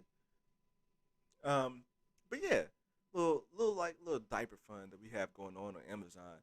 Um, Let me know, and if so, I'll put a link up on the next time we stream, and then you guys can throw in your coins and support for the little sensei that's gonna be coming in the building. And honestly, The little sensei might actually be in some streams with me, um, because I like to be a good parent and good husband and give my wife some breaks. But if I want to keep streaming like this, like I gotta work something out. So the little sensei might actually be in here on the streams with me. Probably won't be on the screen because we got a lot of lights and I don't want to put that light on him like that. So I probably like just have him off to my left a little bit, or to my right a little bit. So it being like a little rocker or something. But yeah, if you guys are interested, let me know. I'll put a little link in the chat during the next stream. Yeah, you guys feeling like he's being cocky. Mr. Ratcatcher Sue says, I feel like the trailer's very misleading. They're trying to make us feel like Doctor Strange might be controlled, but I think he's trying to get ahead of the multiverse. I agree. I agree. Green Bear says, it is a weird art because he's the same. Yeah, I already touched on that comment. All right. Cat of Pennsylvania says, if I can do what Strange can do, I'd be cocky too. Facts, Cap. And dude, that's not how you talk. But I feel like that's how I just read it for some reason. He doesn't have the time stone anymore, so he can't check for consequences. Facts, but even all right. So Green Bear, that point there, wouldn't that make him more kind of conscious about not wanting to do that? But then too, like, wasn't he making that pose? He was making the time stone pose, like when he went through the time stone. He was making that pose, like what was he looking through? What was he tapping into? But yeah, if it's snowing during Halloween in New York, though, that makes no sense. Yeah, it's not. I think it's something going on with the Sanctum. I don't think it's snow. From the looks of it, didn't Thor, one, the steps are fixed, and two, didn't Hulk smash through the window of the Sanctum? And like the Sanctum window is fixed. Like there is no evidence that the Sanctum is damaged at all. And on top of that, throughout the entire build, like even in the basement, doesn't it look like? Well, I know the brick is like cool, but in the basement it looks a little dusty too. I don't know. I think something's going on in the Sanctum. Felicity, I would make sure y'all go over there to the main gang server because Felicity, Nikki, um, I think Whitney hop on there sometimes, but Moss gets on there as well, and goddamn, I'm blinking. Moss, Felicity, Nikki, Abby Caves, and sometimes Whitney too as well. They get on there on the Lady Main Discord stage, and they chop it up on Sundays. Make sure y'all go over there and holler at them as well and hear their perspective on these shits. Because you know Felicity be having her takes. Felicity got takes like Stephen A. Alright. Sexually Mom says, you ever notice how Padawans don't just become Jedis because their masters die? Yay, the Sorcerer Supreme works that way. I don't know. What does Doctor Strange have to do to become the Sorcerer Supreme?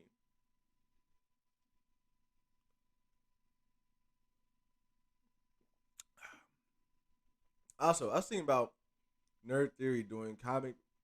I was thinking about Nerd Theory doing comics versus Star Wars battles. How about this? Doctor Strange versus Luke. Who wins? Honestly, I'm sorry, Luke, but Doctor Strange is working with shit that you can't explain, bro. But then again, Doctor Strange was taken out. Doctor Strange was taken out by Ebony Maw. So I might have to go Luke. I might just have to go Luke. But like Doctor Strange then again too went head to head with Thanos. That's a tough one. That's a tough one. Cap says, stop it.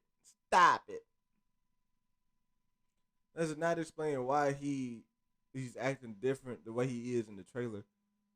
You get ahead in different ways. Come on. Come on, man, says Nikki. Yeah, Nikki and letting that go. Just Felicity. You're right. I'm gonna shut up. I'm getting triggered. Oh, triggered. Nikki was getting triggered earlier. I hope we got her on this descent. I may need to rewatch, but I believe the Ancient One already crowned his ass. Trinity. Boom. Boom. Says Neo. Second Street Mall. Trinity says Trinity did. I already rewatched it. Trinity said if I'm coming out with a take like that, you best believe I've already rewatched the shits. Now I'm coming real. Oh, and yeah, the Titans is definitely. We're at least getting to the AFC Championship, bruh. Y'all can sleep on our defense all you want to. But I've been seeing some good things from our defense in the preseason, bruh. I know it's a preseason, semi season. All I know is that tighten the fuck up. We get into the AFC Championship. At least. I don't know how we stop the Kansas City Chiefs. Honestly, the NFL needs to do something about the Kansas City Chiefs because it's not like they just got too much talent on their fucking team. Like if you're gonna have a dynasty like the Patriots. The Patriots ain't had that much talent on their team. They just had Tom Brady and Belichick. All right, the years where they had talent like Randy Moss, like they didn't win a ring. They just had Tom Brady and Belichick, right? So somebody need to do something about the fucking Chiefs because the Chiefs are out of fucking control. Somebody need to do something about them. Somebody need to do something about my mouth right now because it's getting a little loose.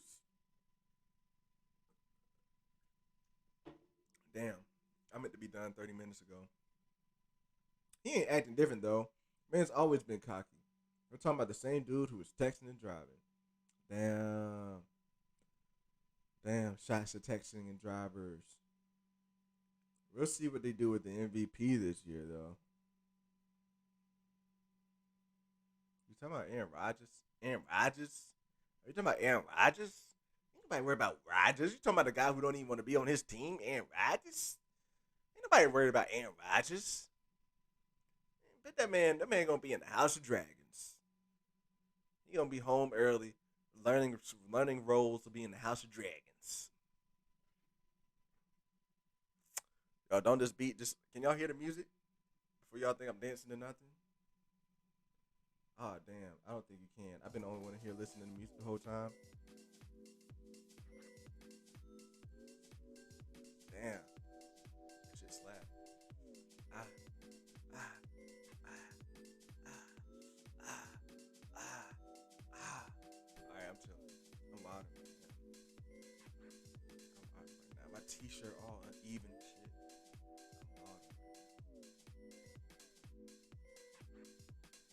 But this beat slap though. All right, let me turn the music down. Damn, the music was on mute the whole time in this channel. I tell you, this shit's weird because I hear it in my headphones. This is weird. I mean, Obi-Wan kind of does defy that theory at the end of Phantom of the Menace. He wasn't a Padawan though, says Green Bear. Oh yeah, facts.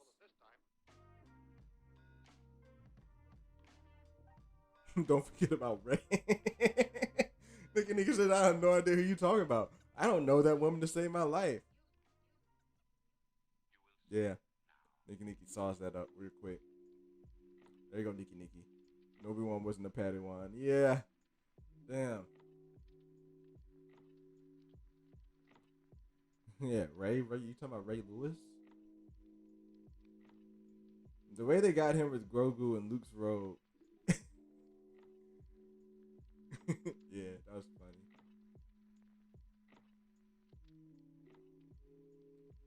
Yeah, y'all are hella erroneous on these Star Wars analogies. Yo, erroneous. That's my word for the night. SAT word for the night from Neo. Erroneous, man. Neo probably got a good 1,200 on his 2,100 on his SAT just off the English session alone. God damn, I don't even remember the highest score you get on the SAT nowadays. They still even look at SATs. I feel like it's the way shit is going right now. They probably just ban SATs from being a requirement for schools. Watching the gallery after Sheev's stream. So pumped. Might need to roll one. Definitely roll one, bro. And thanks for coming back in here after Sheev's stream. My man Sheev be going on there in Star Wars over there. It's dope as fuck. Thanks for dropping back in here after that.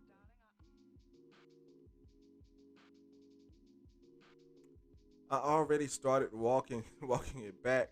Can we just forget it? No, Green Bear. We can't forget it. You put it in the chat. You should have deleted it. You should have retracted your message. That's what you should have done, Green Bear. Because we're reliving it again, Green Bear. Reliving it again. I wish I watched the gallery instead of What If last night. Bruh, I told you I enjoyed the gallery more than What If. Like, I cut the gallery on. I wish I would have watched the gallery before I watched What If too, bruh. I already fangirled about it on Twitter, saving the rest for the stage for my comeback. Okay, Nikki, with your fangirling, go ahead. Go ahead, Nikki.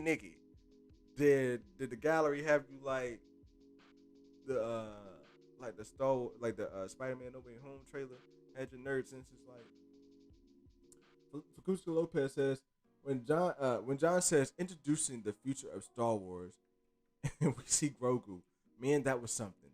Yeah, bruh. Let us grow with Grogu, man. I'm waiting to see Grogu talk. I haven't seen either. Going to watch the night Jedi Jen. Have fun tonight. You're gonna have a very fun night tonight. I don't think I ever met a girl in Star Wars like that. There's plenty of them out there like that, bro. I've met a few. Fook, yeah. Nikki, glad to hear you enjoyed it. When you said Fook, yeah, it just brought out that accent for me. Mark Hamill is Star Wars. I can't argue that fact, Captain Pennsylvania. I already hit Felicity comment. Hijackman Text Avenger says he said he's the only one with the experience. He's the only one with the experience with Grogu's kind. Ah, fact though. That is fact. Maybe I didn't get to that part yet. Damn, I thought I was close. Oh damn, am I really? Damn it, it dropped me down, and I thought I was close to the end of the. Okay, I am kind of close. And you did get me with that comment, Green Bear. You got me because I still don't know what the fuck you was talking about. Star Wars will always get better with time. Facts. Honestly, you're better off as a casual Star Wars fan given the current state. Mando is carrying what is left of a Star Wars sweaties. But honestly, like, here's the thing, Nikki. I'm the type to get so passionate. Like, I can see where you all are coming from. Like, on my first watch of things, like, I could not understand why you all felt that way about Luke in the sequel trilogies. But then after watching it again, and then diving into the animated stuff, I can see very well why people had some massive issues with what they did with Luke, and then even contextualizing it more as to like this was the first time y'all have seen that character in decades, and for that character to be like that, yo, I can definitely understand, but I do think I am in a lucky spot that I don't feel that way, like that it didn't hit me that way, and that yeah, I can grow with Star Wars in that way and not have a negative past with it. You know what I mean?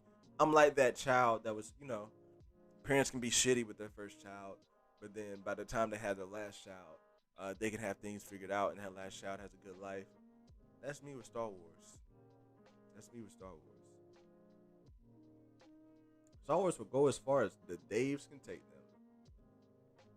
They didn't have Dave. They didn't. Oh, I already hit on that comment from Kuskala. Let's see. Well, OG Star Wars was my childhood. I feel you, Mike. Santa made me rethink a lot. I think there's a lot of good in the sequels, but the overall story facts. You don't have to qualify. You're a fan. Thank you, Felicity. But I still do feel like I want to point that out because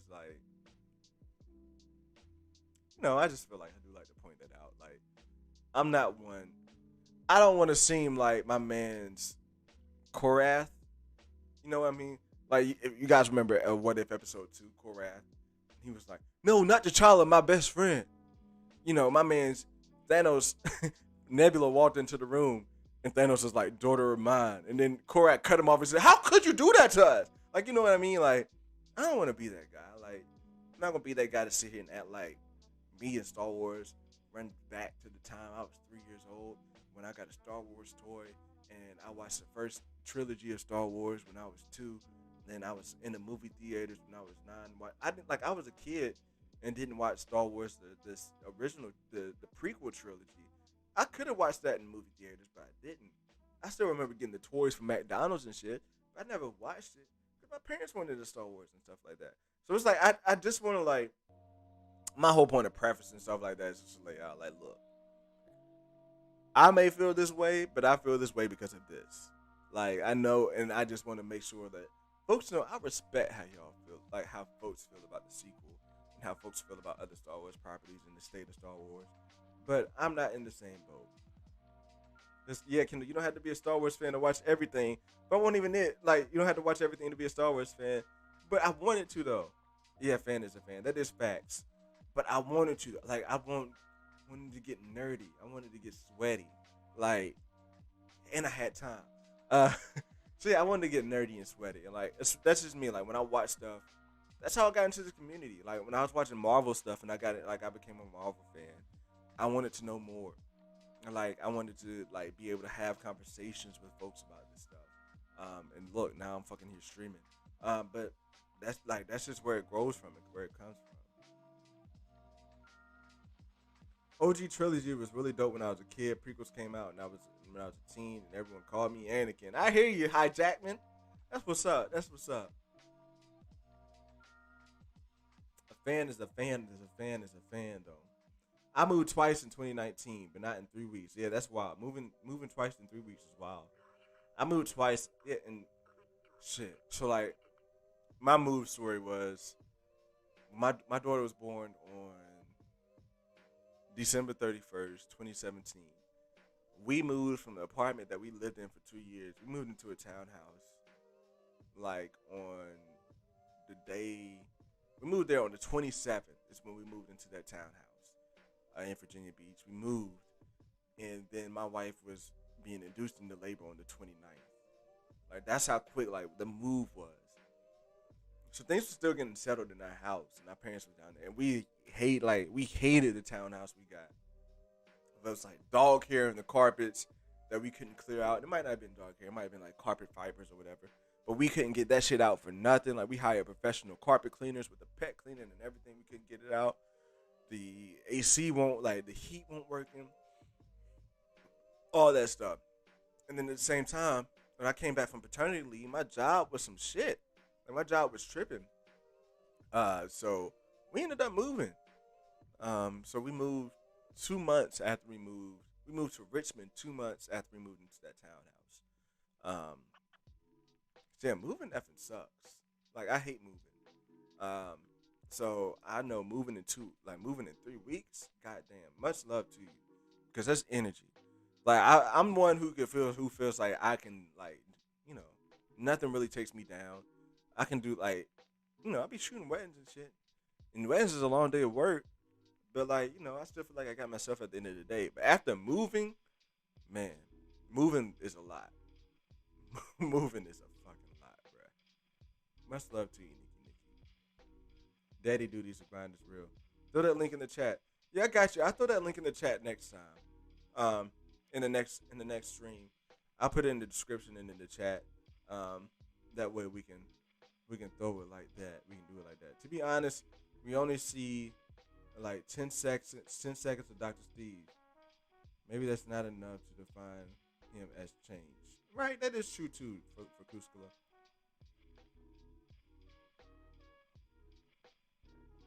Tennessee Titans are gonna run shit this year, Mr. Ratcatcher. You're wilding.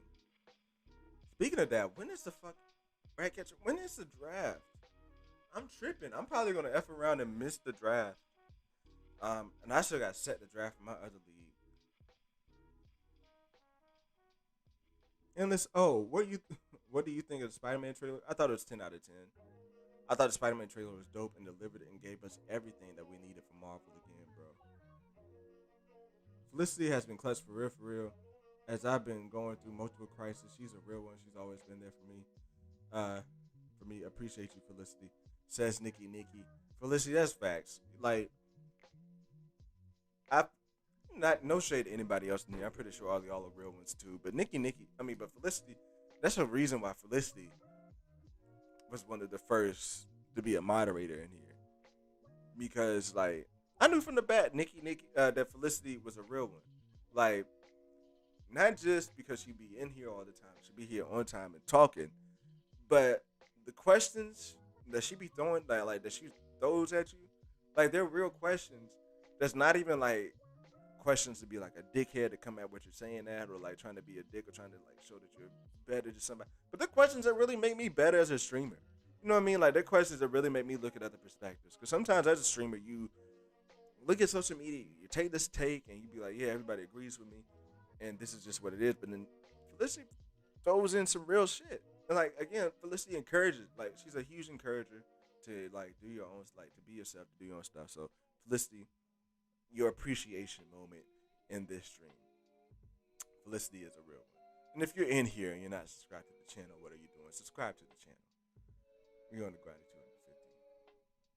Mike says he watches college football. Let me guess. Your favorite team is Georgia. Is your favorite team Georgia, Mike?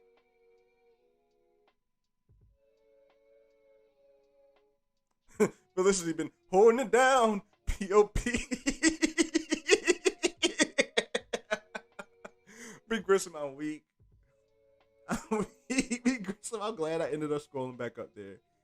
Hey, party boy dance. That's facts, yo. That beat be slapping, bro. That beat was slapping.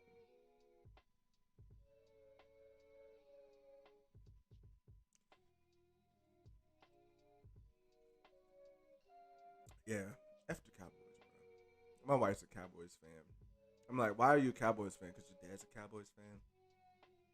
I was this close last year to getting her to convert to be a Titans fan because she watched the Titans play. She's like, man, I really love how y'all play. I was like, bro, I can really get with that. I like how y'all play because we was playing with grit. We was playing with toughness. And then the next week we got smacked by the Ravens. It was tough. I'm like this close to getting her to cross over because I'm like, homegirl, like, babe, your dad's a Cowboys fan. What is that for you to really hold on to? You've never seen the Cowboys win a playoff game in your whole entire life that you can remember. Other than a wild card that they won. They haven't won a single actual playoff game other than a wild card in my life of watching football. I know they won like in 1996 or whatever, but I don't remember that shit. I was 3, man. Y'all see that? Did y'all see that? I hope y'all didn't. If y'all didn't see it, cool. The gallery had me emotional. And then the trailer had me okay. The trailer had me emotionally heightened. I got you, Nikki. The gallery was the water that was coming out from my eyes. No trailer, backs. Water from a different part of the body for sure. Okay, cool. I didn't mean to open up that Pandora's box. 41 minutes to the gallery. Yeah. Damn it. All right, I'm catching up to the end. I'm gonna get out of here. Lord Korath was the childless hype man. Not good, right? That's the thing. I don't want to be Korath when it comes to Star Wars, right? Right. The sequel trilogy was the first time I got to see Star Wars in theaters. I can't lie. Episode 7 had me hyped. But after the rest of it, yo, you can imagine my disappointment.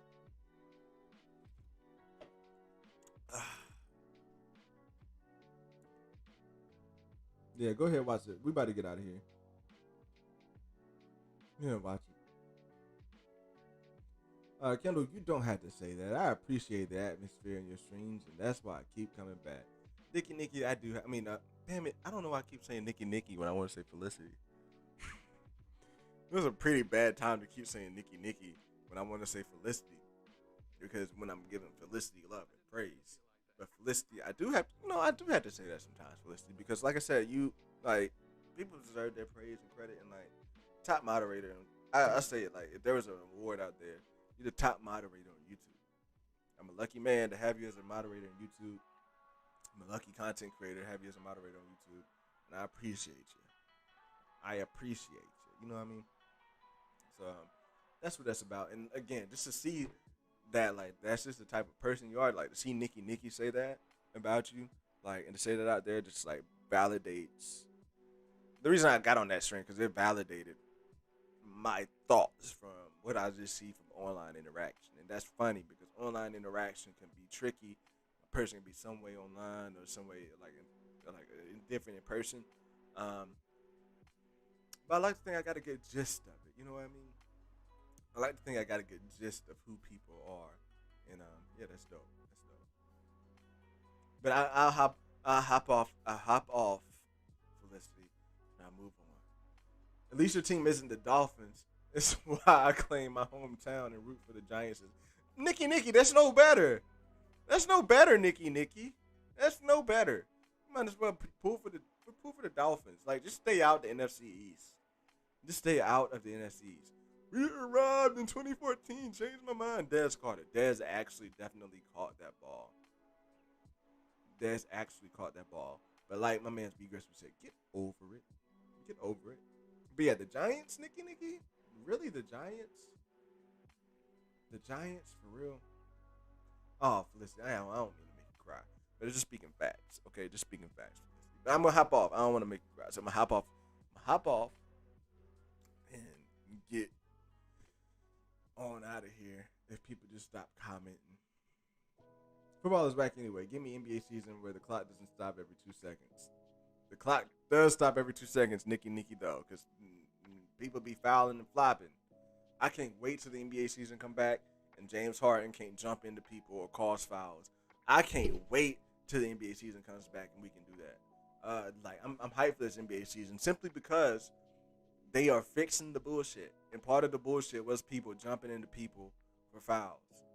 So I'm hyped for the NBA season to come back for that reason and to see that joint unfold. Look, I'm streaming way too long. I'm surprised. Like, my wife must be asleep. I'm surprised she ain't come down here and be like, you know what the fuck is you doing? You love badminton and pool. Look, I'm not gonna lie. Badminton was slapping during the Olympics. It's funny. Sports can be slapping during the Olympics, but after the Olympics, like, you don't give a fuck about it till 4 years later. Now hopscotch. Okay, now you're just fucking with me, B. Grissom. Okay. Now you're just fucking with me. Oh, and speaking of the MLB, the Yankees, I'm a Yankees fan. We won back, baby. We done came back 10 straight in this bitch. I don't know if we won tonight, but we slapping homers out this bitch. But yeah, the Yankees back up in the jank. Croquet, I could do a little bit of croquet. I'm more of a putt man myself. I can do a little bit of croquet. Yeah, we can't get canceled. We're the real people of colors. I think that's what POC means. Kendall, you gonna do the crate challenge? Hell no. But I will say, this is the last thing I talk about. I will say, the crate challenge has been the best thing on the internet, and I don't know how fucking long, bruh. I don't know how fucking long. I was trying to sit here and think of my group chat the other day about how, like, what internet challenge made me as weak as the crate challenge has, and I can't. Like, the crate challenge, bro, that shit got me weak, bro. Like, me and the wifey, we were sitting there watching the crate challenge. I don't know if y'all hip to Filet on Instagram, but if you can go look up Filet, Filayy, Filet. Go watch him. He's got some hilarious voiceovers on the crate challenge. Bruh, I can watch the Jones all day and be weak. I could probably go back and watch a few right now. B. Grissom, you gotta go watch the crate challenge, bro. I could go back and watch a few right now that he did and be weak as hell. Go watch Filet's crate challenge voiceovers. Actually, watch the crate challenge first and then go watch his voiceovers. Them Jones will have you dead. I don't know who the fuck came out with the crate challenges, but you won't catch my ass on there. Part of me though wants to be like, I can do it though. Like, I can see how you can be successful coming out the crate challenge. Because really, one, you want to stay in the center, and two, you want to transfer your weight onto the next step and just be like, bop, bop, bop. But my ass would go in there and think I got it, and I'll fall off. And I think I could just jump off and be straight, but then I end up being sore for the next, 6-7 weeks, because I'm not 25 anymore. I'm 27, going on 28 on September 20th. So, I get sore now. Like, we played kickball at my baby shower the other day, and like, I went and got a ball, dove at it. I made a bomb ass play. Like, I dove at the ball, picked it up, and mid dive threw the person out. Move mid dive, pick the ball up, and threw it at the person and hit him. But I was sore. I woke up the next morning like, why the fuck is my hip and shoulder sore? It's because your boy dove and hit the ground. I get sore now. So I'm not doing the fucking crate challenge. But more of them shits be having me weak though.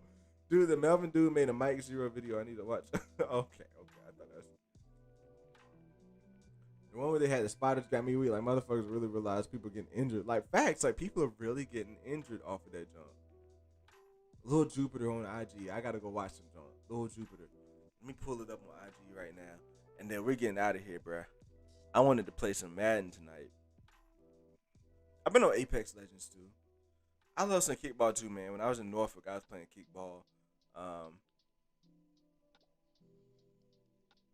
when I was in Norfolk, I was playing kickball in my wife's like job team. And man, I could really, if I was still down there, bruh, um, I could really get down with that. I had one dude at work who was on a real like kickball team. Like they went over they went all over the country to play. Like it was like a national winning kickball team. First off, you gotta be a special dude to be on a nationally winning kickball team, but it's wild. Kendall, you get Madden 22. Kendall, I just got I got Madden 22, bro. Add me. My PSN. Madden, yeah. As fucked up as the game is every year, for some reason I still buy it. It's not as fucked up as 2K. I heard the new Madden is glitchy. All the Maddens are glitchy, bro. All of the Maddens are glitchy. Look, we're getting very off topic here. Very off topic here. But look, I gotta get out of here, guys. I gotta get out. We've been going for 2 minutes, 2 hours, 6 minutes. Much love to all y'all hanging out with me in here, though. It's dope. And it's dope to just hang out with y'all in here in chat. It is dope to just get hanging in here with y'all in chat. But your boy got to get out of here. I'm pretty sure I look. Felicity ain't telling me I look tired yet, but I'm pretty sure I look tired right now. Oh no, I just went to it. Oh, is it Lil Jupad? Damn, I typed in Lil Jupiter.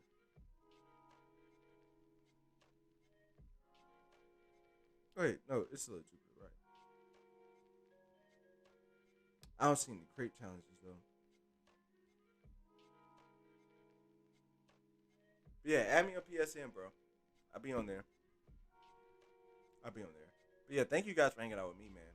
Look, I guess I owed you. I guess I owed you all a long stream because I was out last night, and I appreciate it. Look, I'm not even gonna lie though. After Streamlabs did not work, my ass went to bed. And I'm appreciative of it because I had a long day of work today. Like Felicity's sake, grown folks got jobs, and I had a job to do this morning. And I thugged it out. Like the last time I thugged it out for a stream, for a drop party stream, I had to be in court the next morning, and I was drowsy as a bitch. I was falling asleep. So today, I had a day. I had to like the senator was in town. When our state senator is in Virginia, he was down here in town, and I had to do a story with them. So like, yeah, your boy needed the rest. Can you do like you need some rest? All right, it's time for me to get out of here because Felicity says I need to get some sleep. And look, it's just because I be looking at the screen, or like, is it now? Like, I be trying to see like what my eyes look like when I'm looking at the camera. But now I probably look like I'm on crack because my eyes is open, wide open. I can't wait. Look, the PC is coming. All right, the PC is on the way. The new camera is on the way. And honestly, I might set up a 2-camera setup. It's just like I'm just thinking about it. But that comes with a little bit more practice and a little bit more setup around the crib. Like I had to get another green screen to really set up the 2-camera setup like that. But I am thinking about doing a 2-camera setup. Even if it's just one that's wide on my face and then I have one that's tighter on my face so that it can work better for replays, which is terrible today because today is a terrible video for replays, but today's video is for y'all. But I don't know, if you was here at the beginning and you peeped the intro, like I'm trying to work on the intro and trying to work on that stuff for the replays. Yeah. So yeah. Yeah. Yeah, yeah. Yeah. Uh-oh. The Josh is coming on.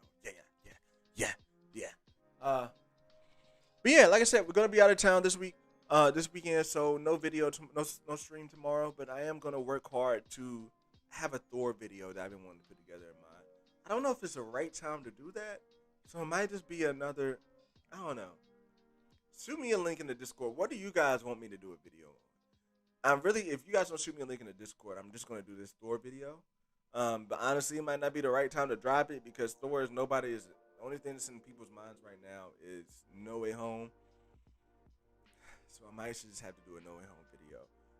So let me know what you guys think. Either way, regardless, as I always say, go watch something nerdy. We're at that point of the time. I should have said this like an hour ago. But go watch something nerdy. Go watch something MCU. Go watch the Star Wars gallery right now. Go rewatch some Titans. Go watch Titans for the first time. That's what I'm about to do while I play Madden. Is put some Titans on because I'm in season 2, episode 3 right now. And have a good nerdy time, right? Have a good nerdy time. But the best thing is, when you watch that nerdy thing and you enjoy it, share it with a friend.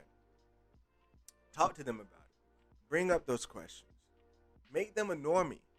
And then you say, you know what? There's a YouTube channel that welcomes normies, that takes normies, and turns them into nerds. And you bring them here to where they can sub and we can grow this community together. I am your normie sensei, Master Cunts, with Normies to Nerds. I will see you guys on the next one. No bars tonight because we've been streaming for about 2 hours to change, and Ashton's not even in the building. So, yeah, peace out.